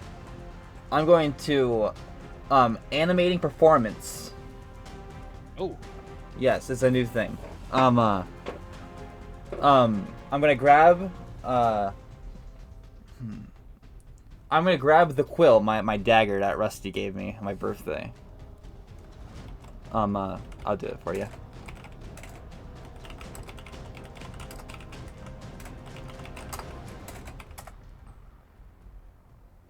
How do you do it?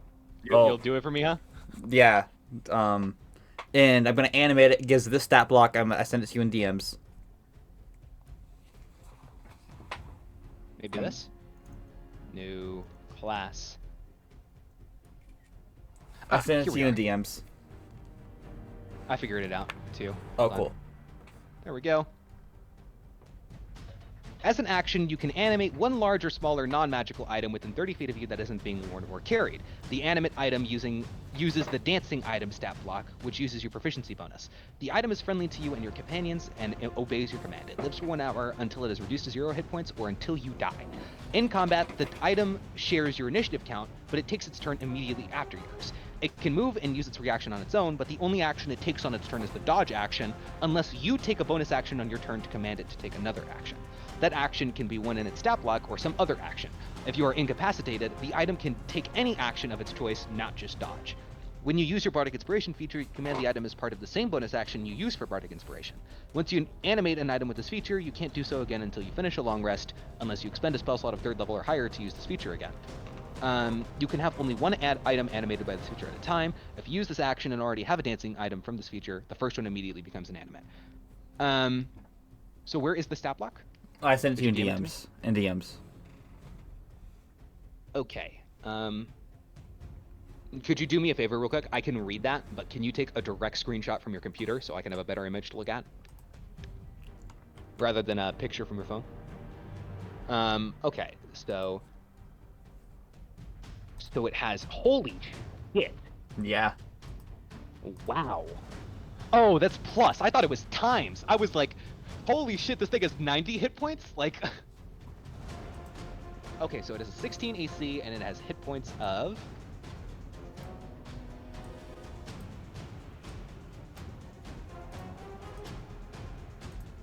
Oh. It has 55 hit points total, so that's still insane. Yeah. You were using this on your quill? Yeah. It's just a normal dagger.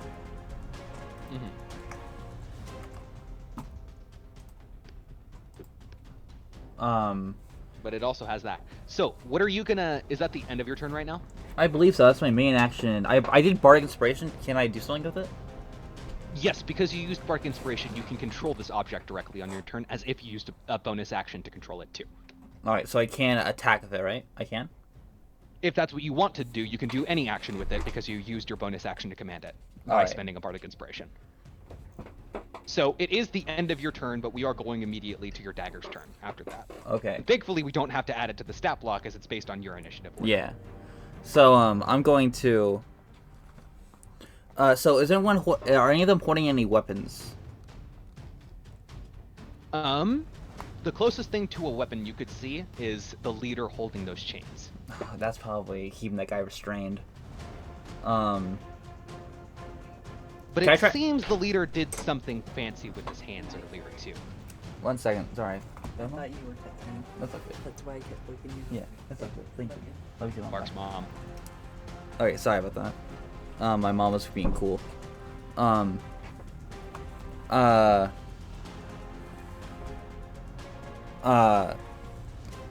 I try... I'm just gonna try slashing him. Not like non-lethally, of course, but... Non-lethally slash. No, yeah, you can do that actually Yeah. because it's a melee attack. Yeah. Roll me the attack, and just to remind you, your How do spell I- attack modifier. What is your spell attack modifier? My spell attack mod is... I think it's... I don't think it's that good. Because it's only +6. That's still pretty good. Oh, that's cool. It's better than your initial attack modifier with your dagger, right? Yeah, definitely. Because I've... Then it's better. Alright, cool. So how would I roll this? Wow, how the fuck does it have such a high strength? I know, right? That's the actual That's insane. stat from the stat block. That's insane. It has a strength stat of 18. Oh my! It's stronger than fucking Royal and Ivan, I think. And me. And you. all three This of us. dagger is stronger than all of you, actually. I think. The dagger lips. The It dagger does. lips, bro. Rusty It makes fucking it like lips. no one else, I would say. Okay. So how would I roll this? You can do the roll d20 plus 6 command, rather than doing a check. You can just roll manually. 21. That hits. All right. So So it deals a d10 plus your proficiency bonus force damage, which is actually really good, by the way. You have a proficiency bonus of. You guys are plus still 4, currently plus 3, You are still level 8. So Yeah. yes, that is a plus 3 still. plus So 3. a d10 plus 3. All right.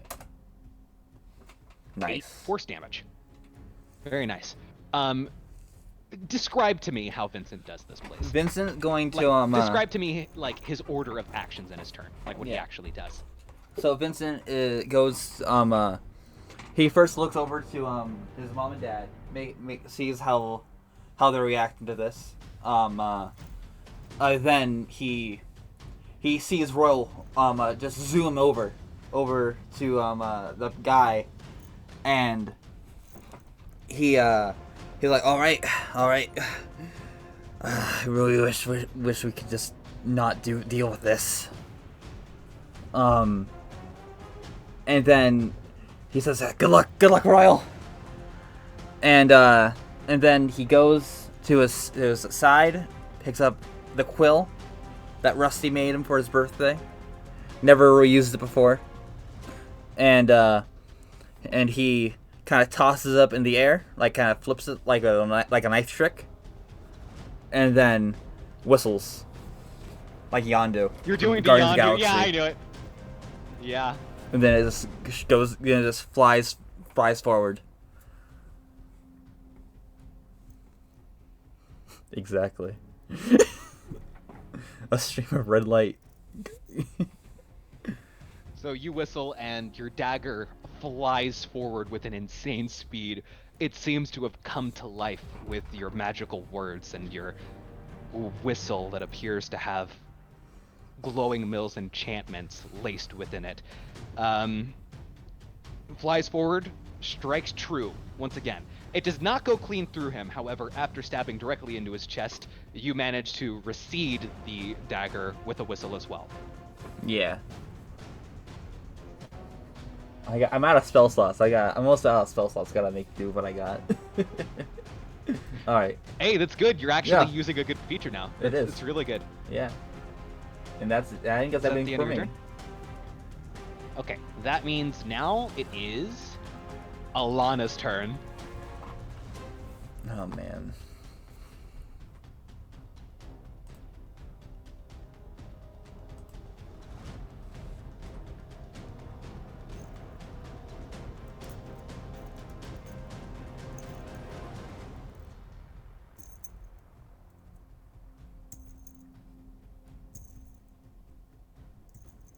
Dennis looks to you, and he looks back to Maggie, with the gun pointed at him right now. And like the interaction that happened between them was that Maggie pulled out her gun, and then Dennis drew his sword and managed to block the gun. Like there's a kind of mini clash going on right now. He takes a second to look to your paper with the writing on it as this mini clash is happening, and he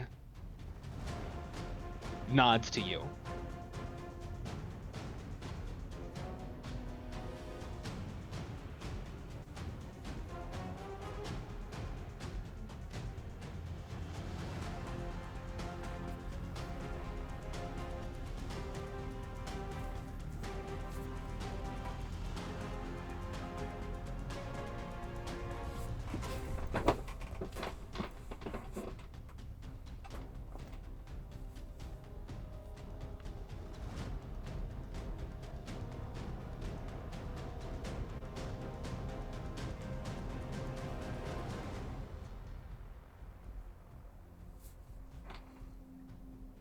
Oh my Okay. gosh! Imagine this scary lady just like after dealing with Maggie, then this scary lady just puts a needle in you, Ooh. and then you go away.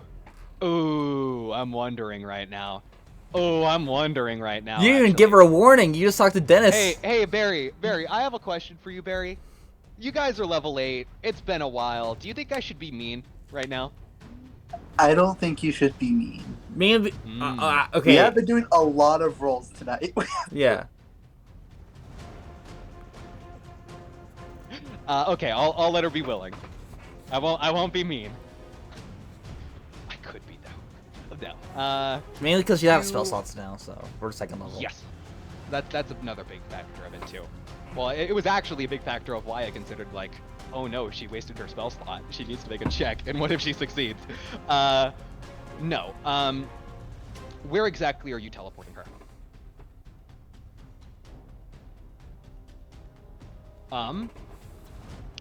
With the snap of a finger, she disappears from underneath the table.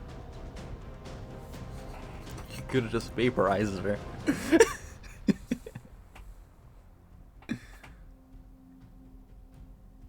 Okay, now Alana, question. What about the kids?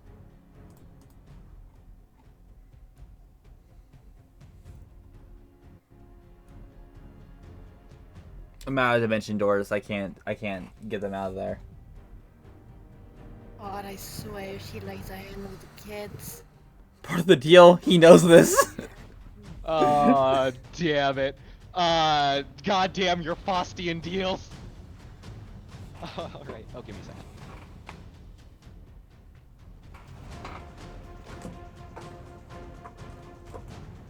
Sorry about that, family was talking. Okay, so, yeah, clear. End of turn? Alright. Dennis gives you a nod back. Nikolai, your turn. Getting so fed up with this. I gotta see what I can do.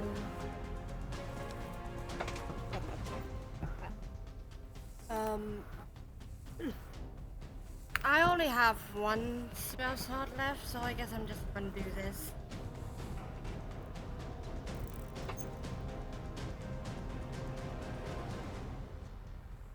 I start on the kids.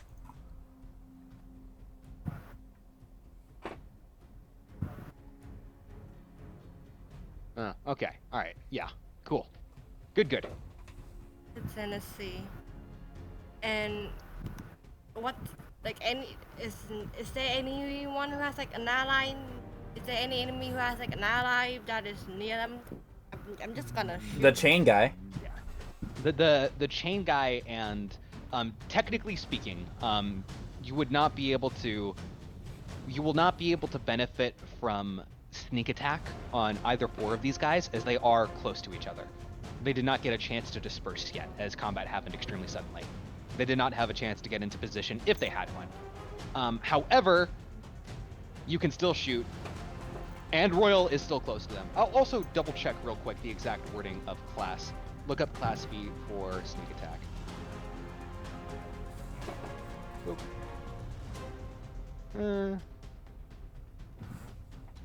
Why aren't you a pirate rogue? Don't you always have sneak attack?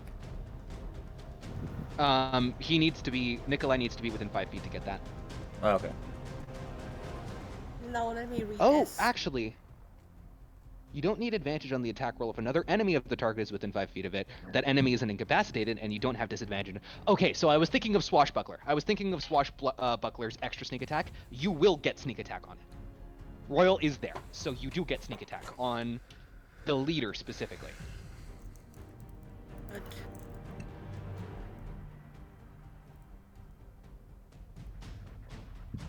Ooh, the lightning launcher. You where it is. Here it is. Gotta type in one. There we go. A 19, that hits. Good. Let's see. Sneak attack too. Holy shit! Dealing 5 points away from maximum damage on sneak attack, rolling 2 6s and 1 1. After he set up the shield thing for the kids, Nikolai just kind of turns, like, raises the arm with the braces, and from his black gloves, he just shoot out a ray of lightning towards the man. He seems to jitter from the impact, dealing a total of 20 fucking damage to him in one hit. Yay. And that's the end of my turn. I used both my action, bonus action. I don't have any other thing. Yeah. Then yes, that's the end of your turn. We are now at the... what's it called? Lair action. Right now, all the NPCs... No, we're not in the lair action yet. I completely skipped over the actual enemies. Yeah. Whoopsie. So it seems that the leader is now going forth. He has been taking a massive brunt of just the attacks right now, just from all of you guys just hard focusing him right now. And Royal, you are right in front of him.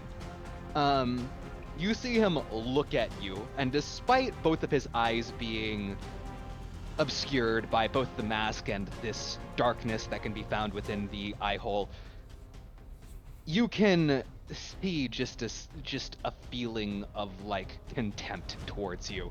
It's more like a bitter contempt, like a sort of shame almost, like a disappointment.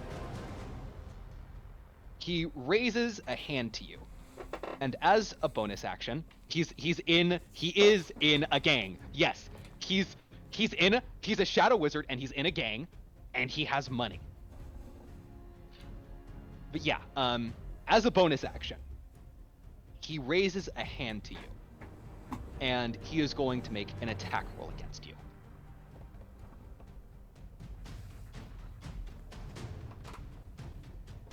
A 24, I'm assuming that hits.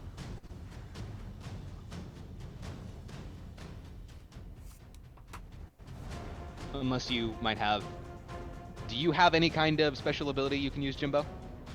You have bardic inspiration. Oh, he's casting against me. You have bardic inspiration. You do have the Bardic Inspiration thing. If we scroll back up to the... What's the name of the feature? It's Spark? just bardic. This is my own bardic inspiration. I'll reply Alright, to it. so let's see. You can add them to attack. You have special things for saving throws, attack, and ability checks. I don't think that does anything for getting attacked. Is it the Bardic Versatility? Is that what it is? What's he trying to do? What's the name of the feature of the thing that gives you extra options for your Bardic Inspiration? I just replied to it. What's he trying to do? He's getting attacked right now. Royal is I attacked. can't help Or that. Royal I don't is get. getting attacked. I can't Well, I help don't that. got anything to deal with that. My AC is not high enough, and I don't think Sparks No, yeah. Mark Can you- spell does anything. Can you do any... What's your AC, Jimbo? 16. 16. 16. Is that including the +1 you have from your dual wielder? Yeah. Okay. Do you have anything to reduce that, reduce the roll by 7? You need at least to reduce it by 7. No. I'm asking No, Sparks, because I don't know how his stuff works. What? Yeah, looking at Spark stuff, none of that Yeah, stuff that doesn't help. reduces attack rolls It from enemies. doesn't help. It definitely increases his. Okay. I thought he was it's just- attacking. No, Royal was not attacking, he is being attacked. Okay, Royal, you get hit, and you take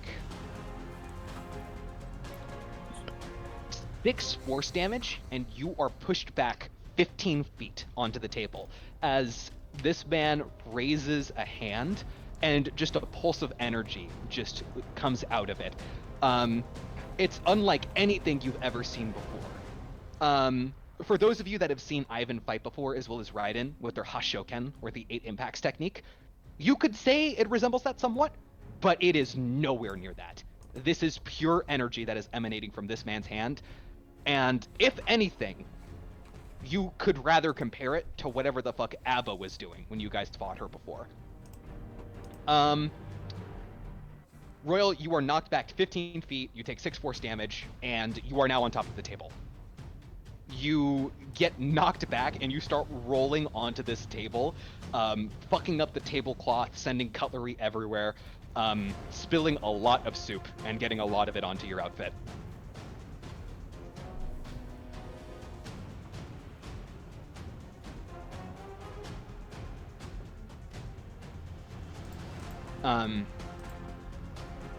And as a main action, he raises his hands once more in that exact same wave he did before. And that burst of energy goes down again. So I'm going to need...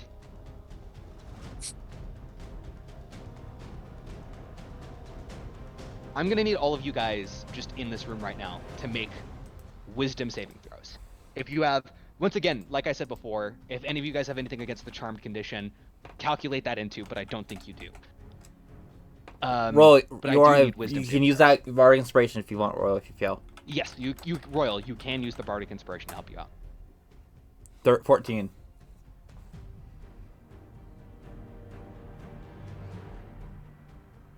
Oh no. You can use the. Reminder, since we have the inspiration, we can add that to saving throws, right? Like the Yes. You how only. much of a bonus was it? Like We're plus talking 5? we're talking about the D&D inspiration. Yes, plus Okay. 5. You can either use it to re-roll or to add a plus 5 to the check.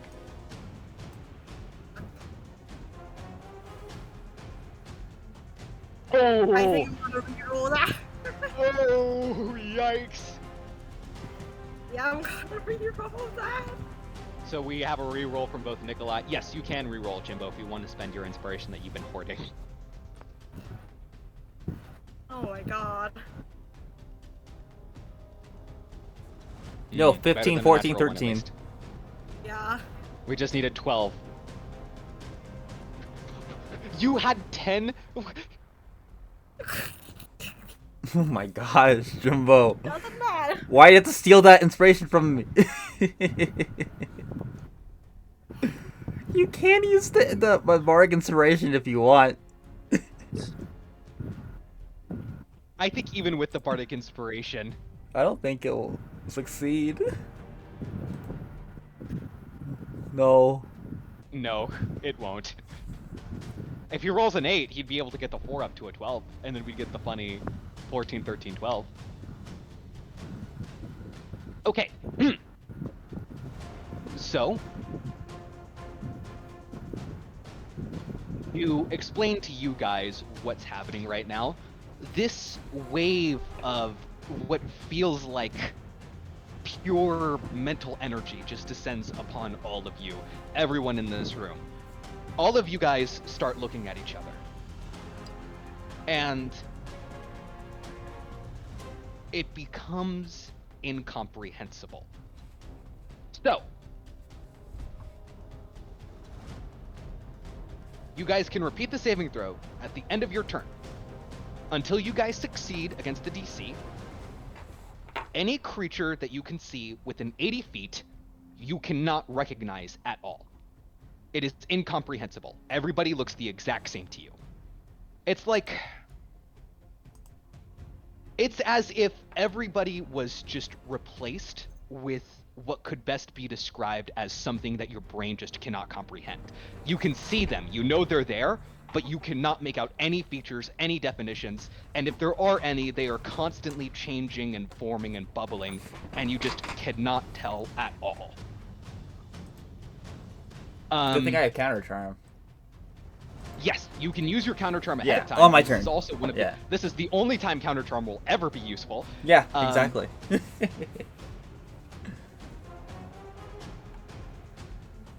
And you guys just see now that this has affected everyone in the room. Well, you can assume, at least. Until people start moving around, you guys can still assume who's who. Like, obviously, Vincent, you know where Alana was standing, so you can figure that incomprehensible blob of fucking space-time over there is Alana. But still. And for Royal, yes, you can. With your keen mind feat, you will be able to tell Alana. You will. You'll be able to tell. I think it'd be fun to roll from memory.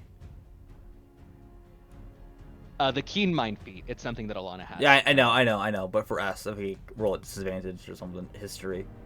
No, not history. Fair. You guys, until people start moving around, it's going to be harder to tell who's who. And I'll get more into that once you guys actually start making attacks and try. Oh my gosh, affecting people. Barry. No way. What's up? Question. Do they affect AI? Because I'm just gonna ask Zabayun to look for me. Clever. Ooh. Oh, E.T., you just made me ask myself a question that I have been purposefully not answering for the longest time. Oh. Oh, fuck, I kind of have to answer it now then, huh? Shit. Fuck, that's concerning, actually. If you want to try that on your turn, you can. That's what I'm going to say. Then I'll tell you then. It gives me more time to think.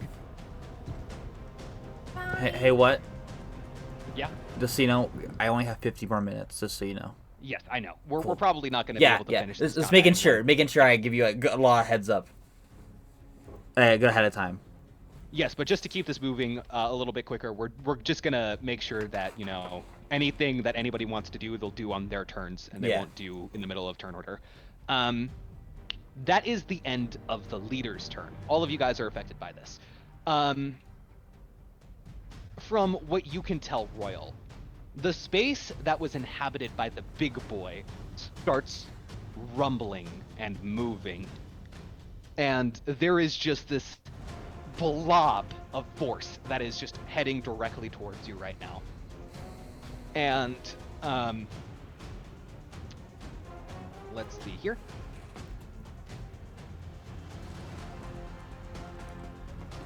A 13 does not hit you, does it?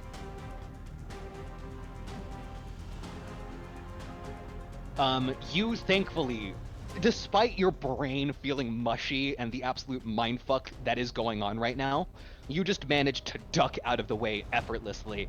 As this thing has moved onto the table alongside you, and it seems that the table is slowly cracking under its weight until the table does snap and fall, and it's completely fucking decimated.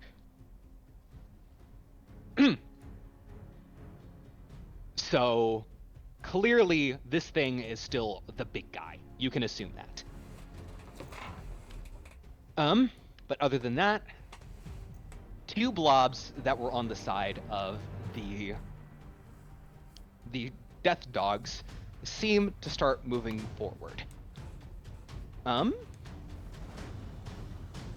Okay.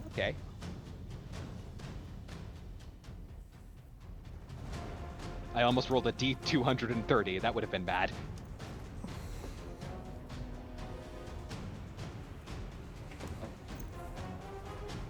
Okay, Nikolai, you do not get hit. Vincent, does a 20 hit? Yeah, 14 AC. Wait, he's hitting me? Oh no, he's not. This is the other guy. Yeah, 14. Yeah, it's hitting you. 14 AC. Yeah, 20 hits you. So Yeah. that's... Oh frick! I only have 31 HP. Okay, thank God. You take 4 piercing damage as you can't see what it was when it was thrown, but all of a sudden, a dagger just ends up in your side. And there's now just kind of blood pouring out from the wound a little bit. It's stuck in your side a little bit now. Alright. Nikolai, you also don't see the motion of what happened, but all of a sudden, just on the table next to you that just got smashed down, a dagger just appears, just kind of stuck into the table. You can kind of gather that it was probably thrown towards you. And now, it's time for Pandemonium. You all see the mass, the writhing mass that was the pirates and the marines and Coyote and everybody else just rise. And unfortunately, it seems like they were affected by this too.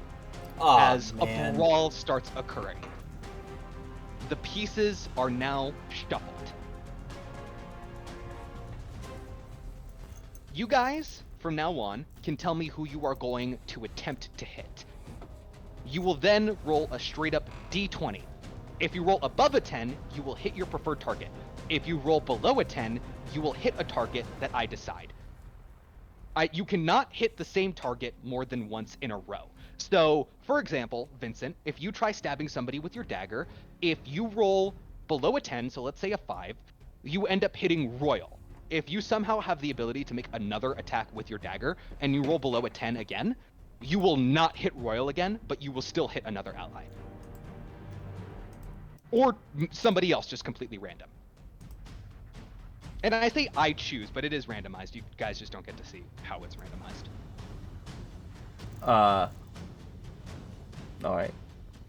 So the table, the pieces of the table that were just fallen onto the ground are now just being thrown up. These blobs are currently just grabbing whatever they can and throwing them at the other blobs. And everybody is rushing everywhere. And the place where the death dogs were, what were once just individual targets that you guys could easily make out, are now just completely swarmed out by all of these other blobs. Alana, you do not have to do this, and you can tell who's who with your keen mind feature. You are able to perfectly keep track of where everybody is at once, so you do not have to roll the d20 when trying to target things.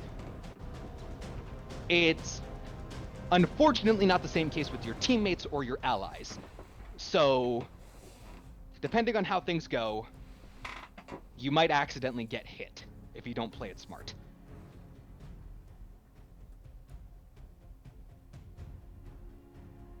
So, after that,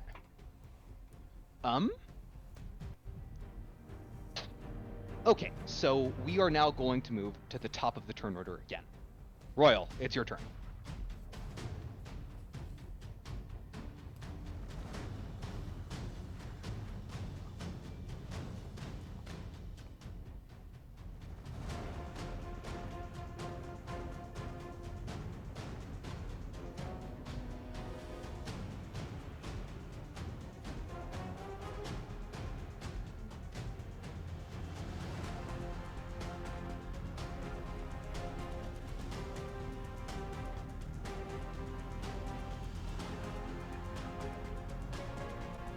I will say specifically because of hmm. Okay, Royal, can you okay, I see what's going on. Royal, roll me 2d20. Just straight up 2d20. If you roll above a 10, you will strike your preferred target both times. There we go. You'll love to Nice. see it. Roll those attacks, bud. Remember, you can also have Bardic Inspiration. You can still add your Bardic Inspiration, yes.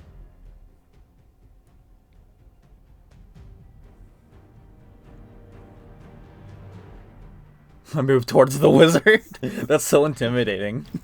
I move towards the wizard.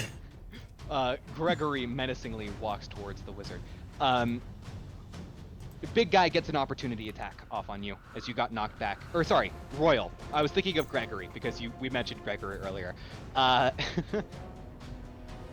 Right! You don't have that because of your raking. Yo! He's using the fucking swashbuckler features. Let's go! Nice. Oh, you'll love to see it. Oh, that's really good. Fancy footwork. Fancy footwork coming in clutch.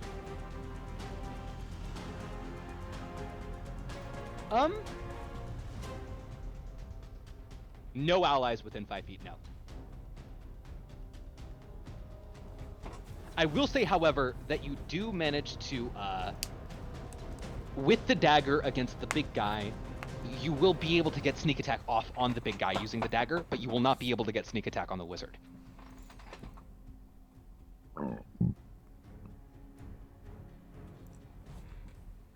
So I suggest that you still roll that sneak attack damage.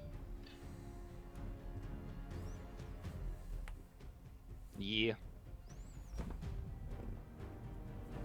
Holy shit, I just realized Royal rolled max damage both times for his attack rolls. He rolled a Yeah. 4 on his d4 for his dagger and an 8 for his splendor. So that's a total of 12 damage towards him. So that's... No, that's not 12. That's 17 damage towards him. Marking that down. You just quickly running by this blob that you are certain was the big guy. You just quickly just duck under what was a mass that protruded from it, which you could assume to be his arm, and just quickly slide through your dagger through its side. At least what you think is its side. And you quickly rush down, hop off of the table, and in that jumping motion, you strike downwards with your sword, slashing at the blob that you know to be the wizard, dealing the damage and hitting the wizard directly. You're calling it the wizard, just the leader. You don't know if it's a wizard or not. Maybe he's a wizard. You can add more to that damage to that Bardic Inspiration if you want. Yeah. Do you want to roll Bardic Inspiration to add more damage to the wizard? Wait, can he do that? Attack roll once being used. Attack roll. Yeah. I thought you said to the damage roll.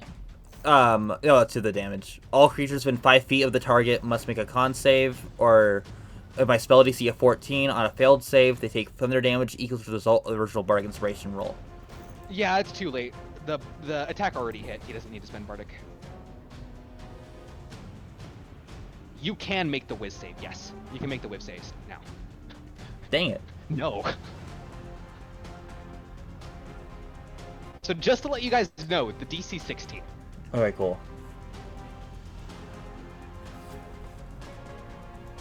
So Walana was 1 off earlier. That was 2 off. Okay, turn is over. We Now are me. now moving on to Vincent. Yes. Main action counter charm. Who's within 30 feet of me? Is it specifically I want to be next to like my mom, dad, How many targets? Here, hold on. It's all friendly creatures in 30 feet. And they're allies in this battle. I would assume they're friendly creatures towards me. No, I'm gonna do it to Maggie.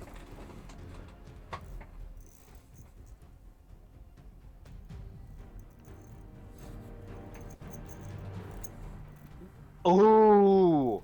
Ooh, you don't. Yeah, there's no limit. There's no limit. Ooh. Oh, a creature must be. And able where to I hear can you find to gain this space. benefit. The creature must be able to hear you to gain this benefit. I'm very loud. I need to double check the wording on this. Yeah, this is the only time it would ever be useful. It works! It works! You just need to be able to hear them. You don't need to understand their language. It works! Everyone, I believe they're all seeing the same faulty vision. Do not give in. We will defend and take them out non-lethally. Captain's orders. He's very mad. He's not having a good day. With the counter charm, I will say also along with that speech, I'll say that everybody managed to actually understand that too, because that was badass. Alright. So, at the end of your turn, you can make the check in order to add advantage. But, just to remind you, you also do have your bonus action to spend still. You Yeah, can I know. use it to, if you do the Bardic Inspiration, the Bardic Inspiration isn't like a... Let me also double check that, hold on. No lethal royal round. What was that, Billet? I'm checking if you can, hold on. I can't bardic myself, I don't think so. No, I'm checking if you can Bardic Inspire multiple creatures at once. Oh no, I can only do one at a time.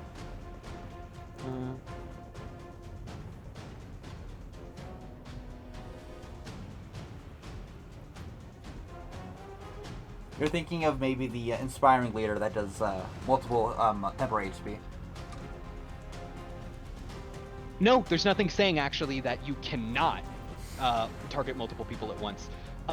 What I'm thinking, right, is that if you targeted Royal with this one, you wouldn't be able to target anybody else. However, that's not the case. Royal can have the Bardic Inspiration, and you can give another Bardic Inspiration to someone else, and Royal will still have it. Oh, you're saying stacking them on someone else. Stacking them. Okay, yeah, I can do that, definitely.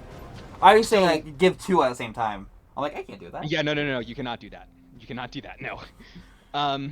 Just to remind you, I really don't want to continue reminding people about features as it's gotten to the point where you know it's like, but just to remind you, because this is a feature that you are using for the first time, I'll cut some slack there. With your animate object feature you just used, whenever you use your Bardic Inspiration, your bonus action will still count towards controlling it, so you can still use it to attack. So do you want to spend a Bardic Inspiration right now, or what? I'll use a Bardic Inspiration, yeah. I'm gonna use it on Nikolai. Aw, dude, you are so lucky. You are so fucking lucky that the wording on Bardic Inspiration and all of your class features are just a creature that can hear you. If there was a creature that could understand you, then this would not work. Oh yeah, you're right. Oh my god. So... Oh, hold on.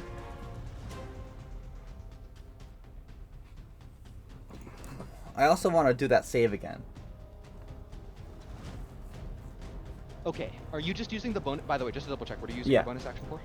Bardic Inspiration, Nikolai. Okay, Nikolai, you have a Bardic Inspiration, don't forget it. You can now make that save at advantage. Sweet.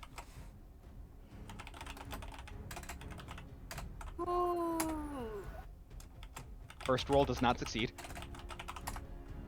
18! Second roll succeeds! Let's There we go!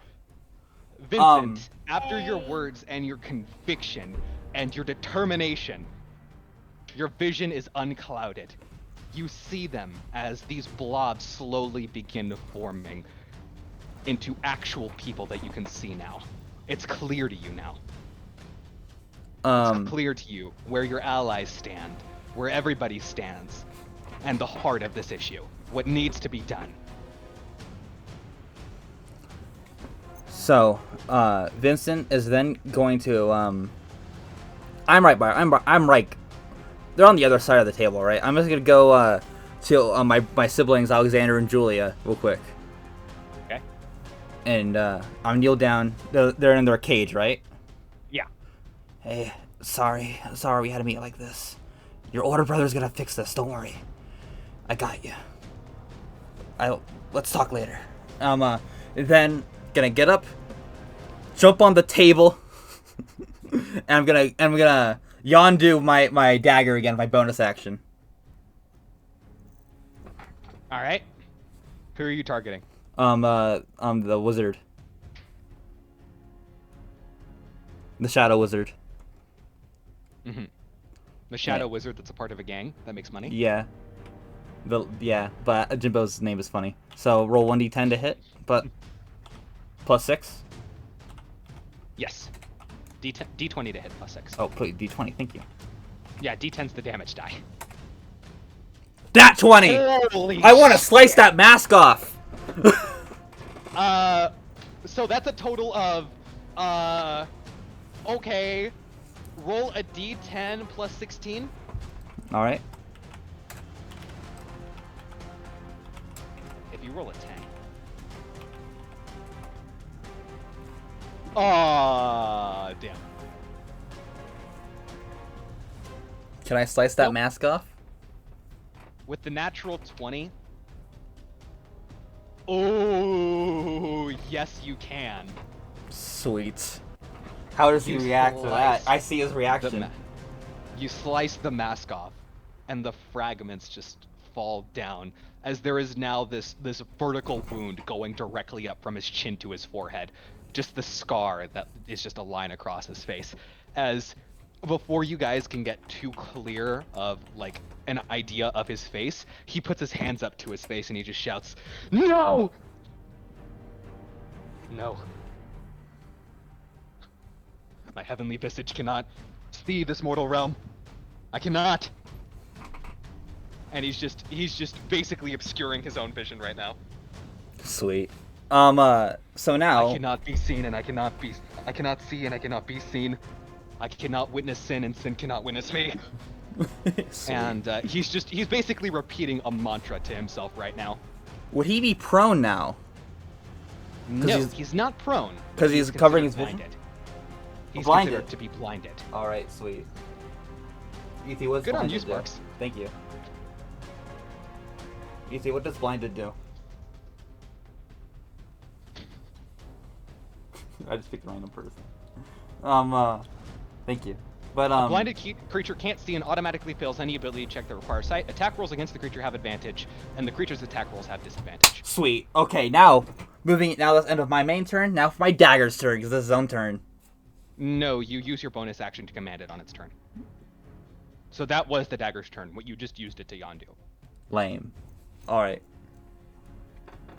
So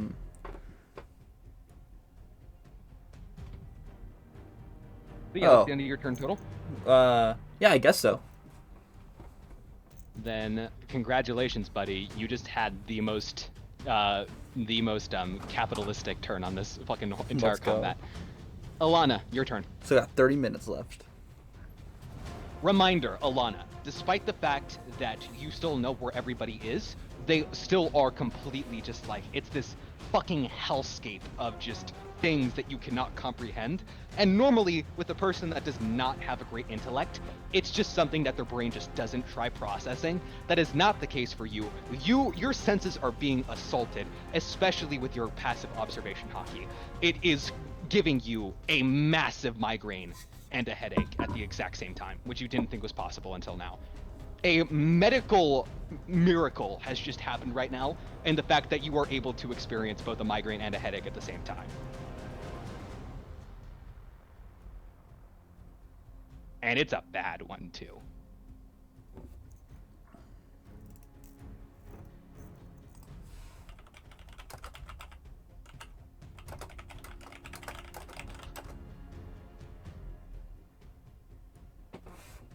So you're attacking the leader right now? Finally, Alana hits. When the fuck did Alana get an Eldritch Blast? I remember I saw that once. I was like, what? It's because she has the fucking thing.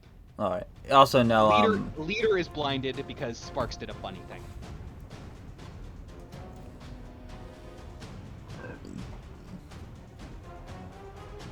12 force damage. What type of force damage was say on that? Eldritch Blast! Eldritch Blast, everything.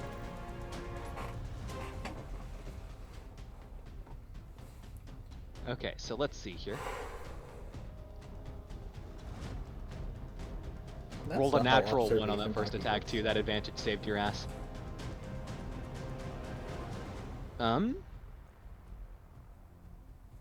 That's more advanced ornament, but okay. Yes, you have advantage on the whiz save. Both attacks hit. These two blasts of energy just hit fucking the leader. Just pow pow. One directly to the stomach and the second one directly to the forehead, hitting his hands. His hands have like Vincent, from what you can see, his hands just have like a smoldering smoke coming from them from this energy, but he is not moving them. It looks to be that his focus is elsewhere. He is currently preoccupied with the fact that you took off his mask. And Alana, if you succeed the wisdom save, your migraine/headache at the exact same time recedes, and you are able to view the world as it was before.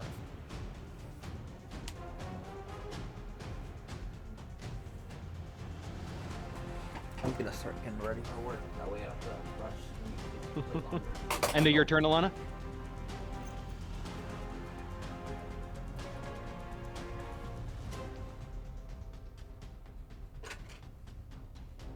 This music's great. What? Good choice.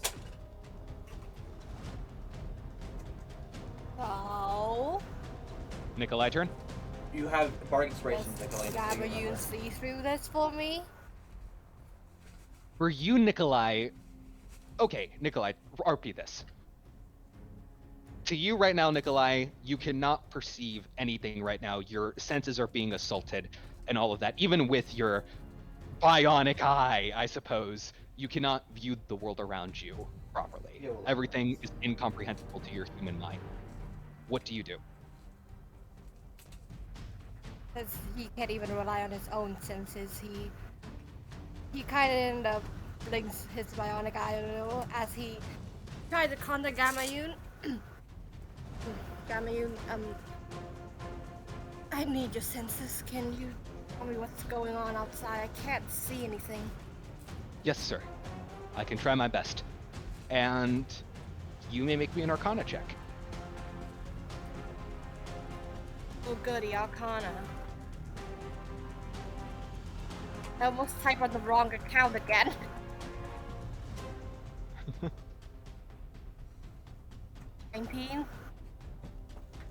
Until the end of your turn, you might also just destroy the effects on you right now at the end of it.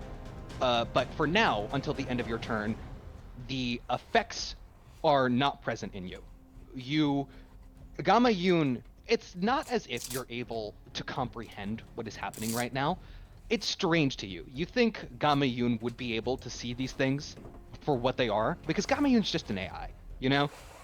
She's not biological. She shouldn't be being affected by this at all. However, even with Gamma Yun's assistance, you cannot view them directly. You cannot comprehend them. They are still incomprehensible.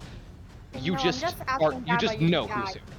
Yes, Gamma Yun is able to guide you. This means that even Gamma Yun is not able to comprehend this right now. You don't know exactly what that means in the grand scheme of things, but you just have that gut feeling that it implies something. What? But yeah, so to move on further, what are you going to do on your turn? Probably should. Who was Cossace again? The wizard that Jimbo was targeting? Yeah, Royal was targeting the wizard, the leader that is now currently considered blinded because his mask was ripped off. Yeah, I'm targeting the wizard. All let's right. see. He should be at with advantage. Oop. Hits. Eh. You deal your sneak attack damage too, don't forget. Plus infiltrator armor once when I hit something.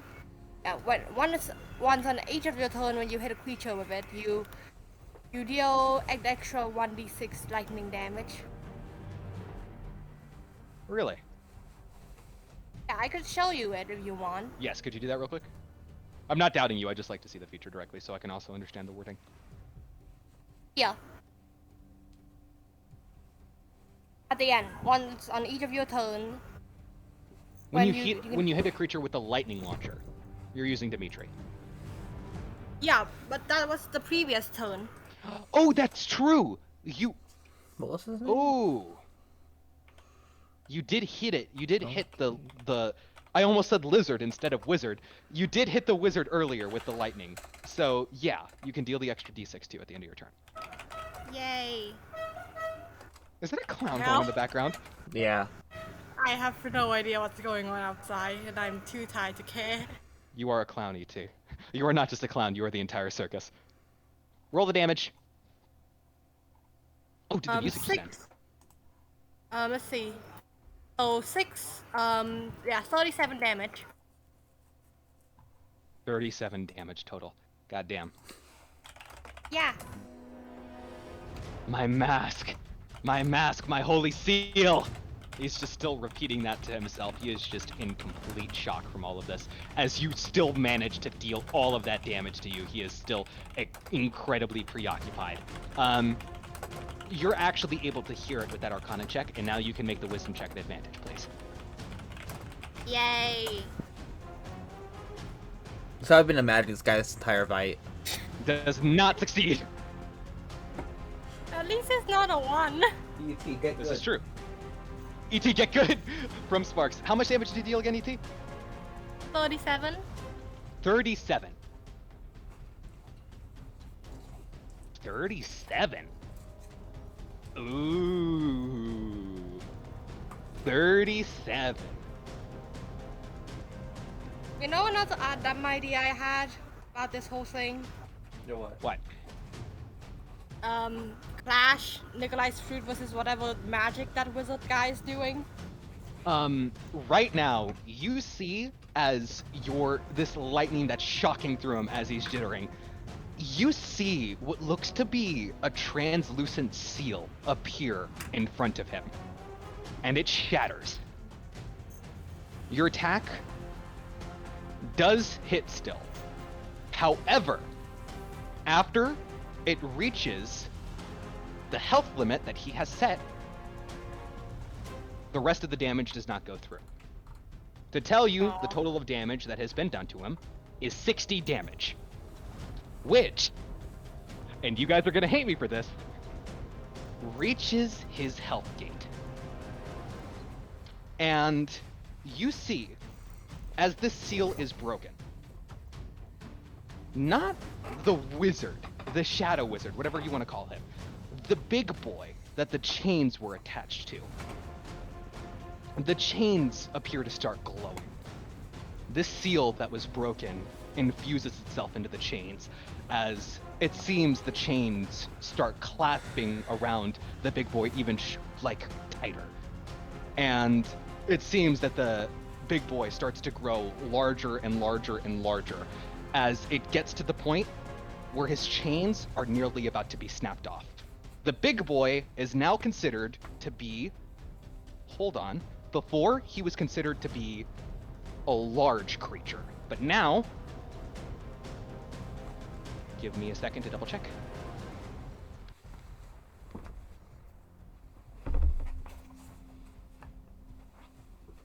He is now considered to be a huge creature. The big boy is now a huge creature, and something is happening to him.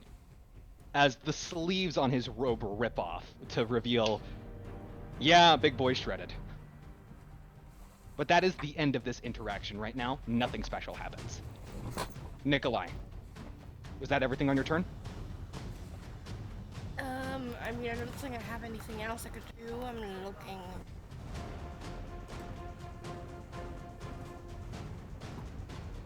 Yeah, nothing for me. Okay, so let's see here. The end of your turn, Nikolai. Ooh, it's the leader's turn. My mask. My seal. You see him just focused. There's a bright light of energy that covers his face. It's so bright that you guys actually can't see it. As he moves his hands away from his face, the light that is shining from his palms towards his face is so bright that you actually cannot make out his face. As this light becomes brighter and brighter, you all see just what appears to be just basically just growing out of his face. The mask begins to take form and continues growing again and again and again until his mask is replaced. Congratulations, Vincent. You just delayed one of his actions. It took his action to do that. Sweet.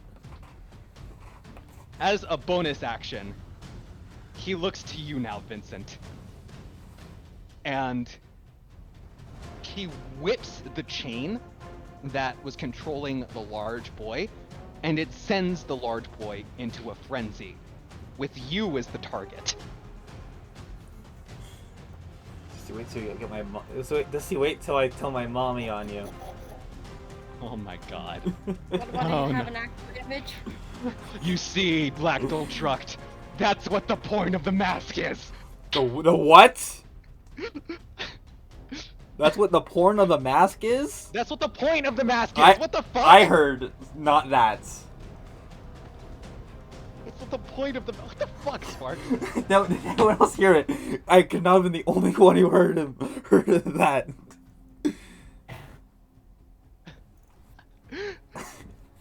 What's Alright, going yeah. into Sparks lately? No. Why is he so dirty? What the fuck, Sparks? No, that's what I heard. What? This is a fucking family-friendly channel. What the hell, No, man? that's what I heard. That's why I was surprised. Big boy's turn. He rushes you right now, Sparks. Vincent, sorry. He rushes towards you, the chain seeming to actually expand to encompass the distance he is making, it getting longer and longer. As he now reaches he's completely in front of you right now. His arms are still restrained in this metal straitjacket. But that does not stop him from basically running and attempting to tackle you. Make a dexterity saving throw. Oh, I'm good at those.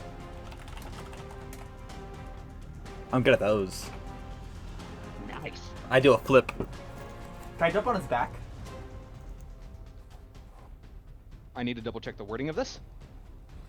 I just want to make sure. Okay, Vincent.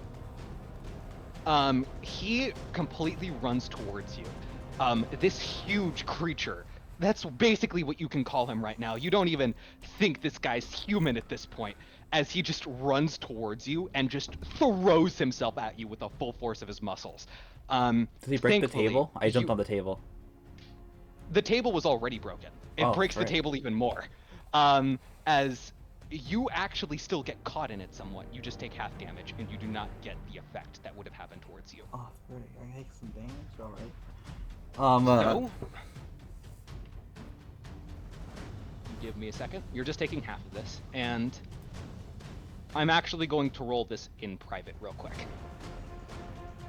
Because for this guy, he's a little bit special. He's a little bit quirky. Teehee. Okay, what?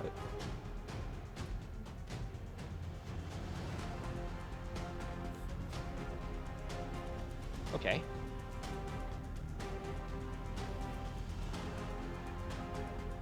You take 18 damage. Oh, frick. That's almost... Oh, uh-oh. Uh-oh. I still have health left, but... 26 minus 18... I got 8 HP! Man, if only you had a healer. I know, right?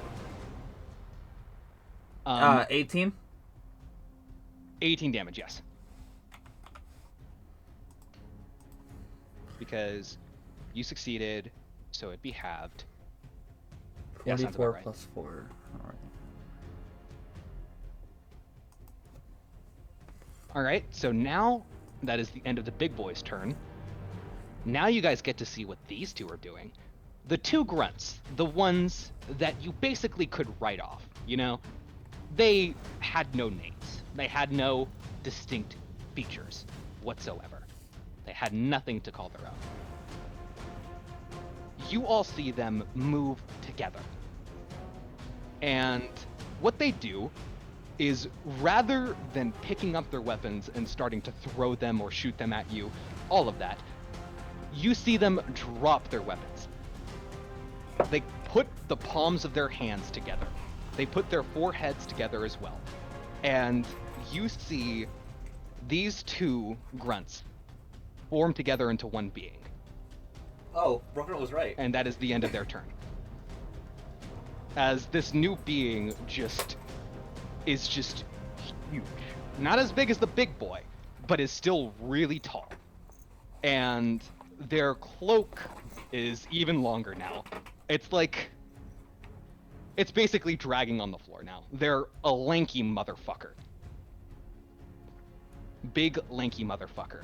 And you see them reach inside of their coat, and they draw out a long katana that is actually longer than them.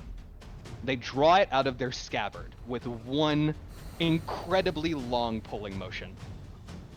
And they get ready into a battle stance. And that's the end of their turn. Lair action. No, except for Everybody else is still crazy. You guys see. I did purposely try to target Dad and Mom though. You're targeting Maggie and Dennis. With the counter charm specifically. Okay, just to let you know, we're going to roll for just the overall NPCs right now. Yeah. So this is just to encompass the Marine foot soldiers. Natural 20. And this is to encompass the pirate soldiers. 14. The foot soldiers just hearing your speed. Oh, right. Are you gonna also target the pirate foot soldiers with this? Yeah, Or just I Dennis and target as many people as possible. I specifically pointed out Dennis and Maggie consider bosses. Maggie? Okay. So I suppose the pirates would also roll at advantage then. Let me try that again. No. So you see the Marines just look to each other like, you know what? Yeah, he's got a point. And from your sheer point alone, you manage to fix reality for them as they start viewing each other as people again, and the pirates they were fighting as people. And the pirates are still going to continue engaging with the Marines overall, so the brawl is going to be happening. But it is no longer sheer pandemonium, and the Marines are becoming organized. There are Marines that were fighting against each other. There are pirates that are still fighting against each other. But the Marines managed to reorganize themselves and get into a good spot. Now, for Dennis and Mackie. I was gonna say Deggy and Manus for some reason. I don't know. Okay. Degas and Manus. Degas and Manus. Alright. Now we're going to roll for Dennis first. He already succeeds. But let's roll at advantage still. Oh, he hella succeeds. Let's go. You see him snap out of it as he realizes he was fighting and losing to a pirate grunt. That's what was happening right now. Like, he got his senses were absolutely assaulted, but now that he's actually able to make sense of this, he just taps the pirate grunt on the forehead with the butt of his sword, and the pirate grunt is knocked unconscious, and that's Nice. it. And his focus is forward once more. Now we're going to roll for Maggie. A 0. -2? That is sense for her. And then a 3. Dang it, Maggie. Maggie's eyes are lit up right now. They are active. She is screaming with a primal rage as she is cutting through her own men right now. With a gun? Yeah, with a gun. She's What? slashing them in half. Yo, with that a ornament gun, hockey. no. That ornament she's hockey just- goes wild, guys. It really does. So she has her assault rifle in one hand. She's Rambo styling it, shooting down these targets. And then she has a knife in the other hand that she's using to just slash at close range. I see. And in the sheer state of pandemonium and everything that just happened, in this battle getting even more tense, will our protagonists, our heroes, if we can even call them that now, What? will they be able to see it through? Will they be able to succeed? Find out next time on One Piece D&D. Woo! Yay.